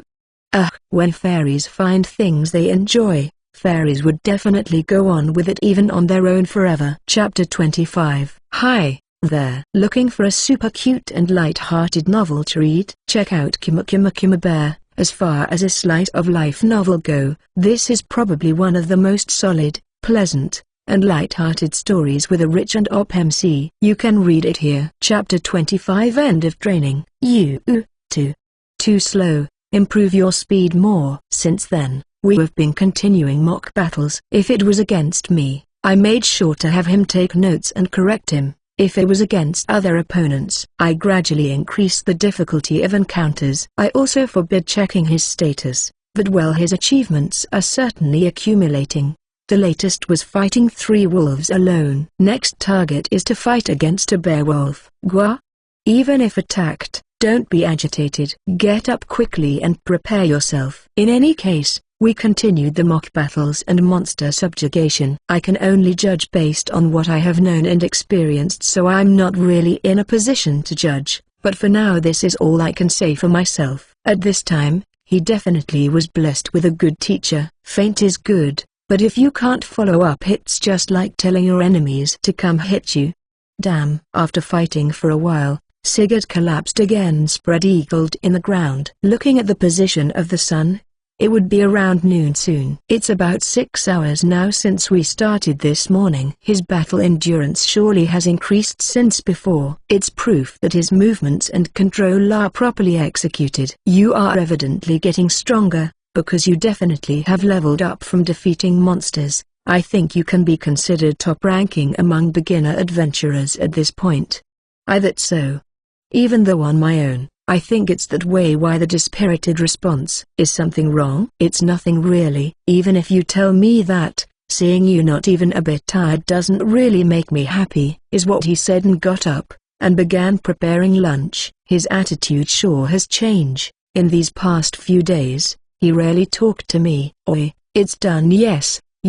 Today's lunch that was made was red beans, grilled meat and wild grass. If you season everything in seasonings made from Fairy Town, you can eat just about anything. Salt and other spices are quite expensive in this area, and were also surprised that pepper was procured overseas. Well, it was more surprising that they can use the world tree's parts as a substitute though. I don't know how you classified that as ingredient, but baked leaves tastes like salt and dried crushed branches tastes like pepper. For us aristocrats, seasoning are being procured, but I have never seen anything like this. It goes well with meat, even on wild grass. Even if other seasonings are not added, the taste is already good enough. It is a secret ingredient from my hometown, and of course, the manufacturing method is a secret. I won't ask for that. So what will be today's opponent? For today it will be Beowulf. I have been waiting for that. A few days has passed, but doing things this way was more fitting for me. Every encounter will befit his current status, and also setting up the right monster to fight while never letting him encounter unreasonable monsters. I places safety margins, and now, it's time to engage in battle. Sigurd, tools, environment, way of living, were all taken away. It was very frustrating. I seriously thought that why as a noble should I do such humiliating things? But at the same time, however, I know that I am certainly becoming stronger and feels a sense of fulfillment. But even that by itself is really irritating. Why am I getting annoyed so much? No, I probably already knew the answer, but I don't want to admit it. I don't know what will be waiting for me at the end of this, and after all this, I might still end up getting kicked out without becoming a vassal. It was also said that this request was accepted through cash, but, idiot, that's dangerous. Water doll. The claws of the Beowulf were approaching my face. The sight seemed to move in slow motion. It was frightening, but I didn't close my eyes. I applied the battle techniques that I acquired to follow up for my blunder. I moved my sword in between my face and the approaching claw. Then her water doll made contact. Gwah! The sound of guts was heard, and a shock followed, a part of my sword flying. The sword has been broken, but its attack was prevented. If you are still alive, you can still fight. Take this. I pulled out the knife on my waist used for dismantling and with my awl stabbed its throat. The feeling of ripping through soft meat and bone was felt and the beowulf collapsed. While my consciousness was fading, I could hear her stupid voice along with feeling of being embraced. Ugh.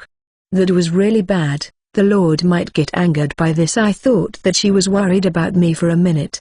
But what the hell is this woman saying? Adelpoff. I felt stupid looking at the result when he was fighting a beowulf. It was already way too close when I noticed the beowulf's claws because it was out of my sight. I slipped in a water doll just in case, but Sigurd was able to somehow block it with his sword. But if he wasn't able to defend at that time, he might have lost an eye. I might need to think a little more about this, but he was really motivated though. You are? Oh. He's already waking up. It was just a little concussion, but I will just verify his safety to be sure. I won't leave any scars, so you don't have to worry about it. I know this is not amusing, but I have a request. What is it? That scar. The one from before. Can you leave it? After thinking for a bit about his request, I decided to go with it. I'm sorry about that. After recovering for a bit and got up, that's what Sigurd told me. What did he just say? The sky? TL, Saramami and Samanakatu is what she is comparing. Did you hit your head or something? Why the sudden change? Don't ask about it. I have only 3 days left. I will do it seriously from now on. Sigurd turned towards me, then placed his hand on his face. I'll be counting on you for the next few days, but... Fine, do your best. On the 4th day of training, he finally showed resolve. 3 days later. TL, SpongeBob time card. A nobleman was standing in front of the gate. He made sure to finish all his work the night before. His guards are in a state of being wary of any monster that might approach. Still not here yet? It is almost deadline, but then the 2 people who secluded themselves still haven't shown themselves. He was his only remaining family member. He was not cruel enough to just abandon his bond of blood, even if he can't join the world of nobles. They came back. Really? I raised my eyes to the words of the soldier and looked at where they directed. Looking at a distance, I could see the figure of 2 people, and doubted my eyes. Is that really my son? I certainly recognized that one in white robe, but the face of the one walking next to her was quite different from the one I have known. The sharpness of his eyes was different.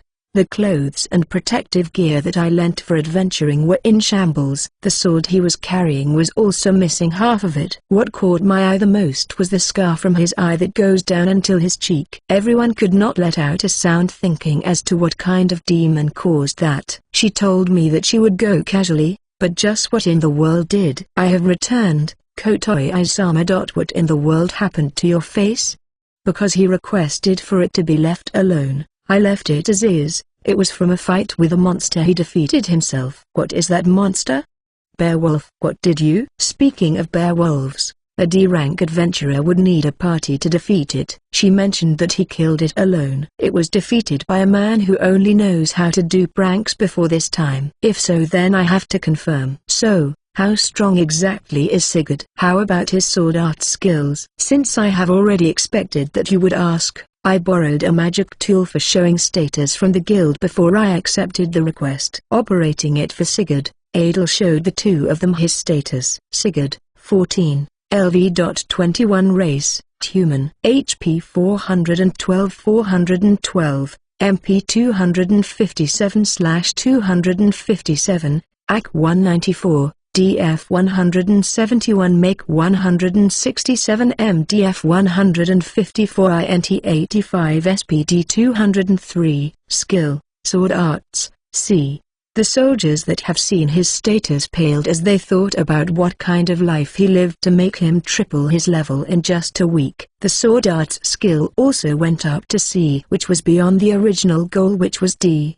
Something like that could only be achieved normally with at least a year or more of training, yet it was achieved in just a week. The request have been completed, so, may I receive the certificate of completion? Here then, I will be going on ahead. After this you can relax yourselves and talk it out." The adventurer clad in white robe quickly snatched the certificate and entered the city. Only Double, Sigurd and the soldiers were left. Slowly they all looked at each other. As of now Sigurd has now a dignified feel but doesn't really match his looks. But that alone is already a pleasing event for Double, though he doesn't show it on his face. "I didn't know what kind of training you did, and there are probably a lot of things you would like to say to me. But first let me ask you, what do you wish to do from now on?" Sigurd took a glance at all the soldiers, then looked at his father's face and said, "I will do what I have to do." "Good morning Adel-san, have you completed the request?"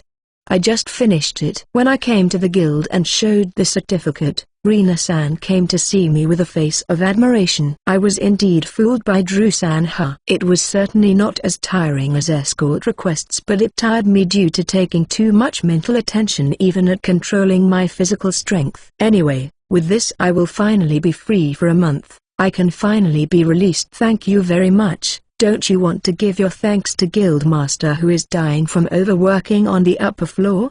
"Nah, I wish he would just turn into a corpse as it is." I was a little serious about that though. That schemer, I will etch to my heart that I will never receive a request introduced by that person again. I immediately bid my farewell with Rina-san and immediately went back to the inn. Washed my body, then thought about relaxing with Arena. This time without failing. You lose. Nope. It's the 10th consecutive defeat. For now, is it okay for me to punch you, father?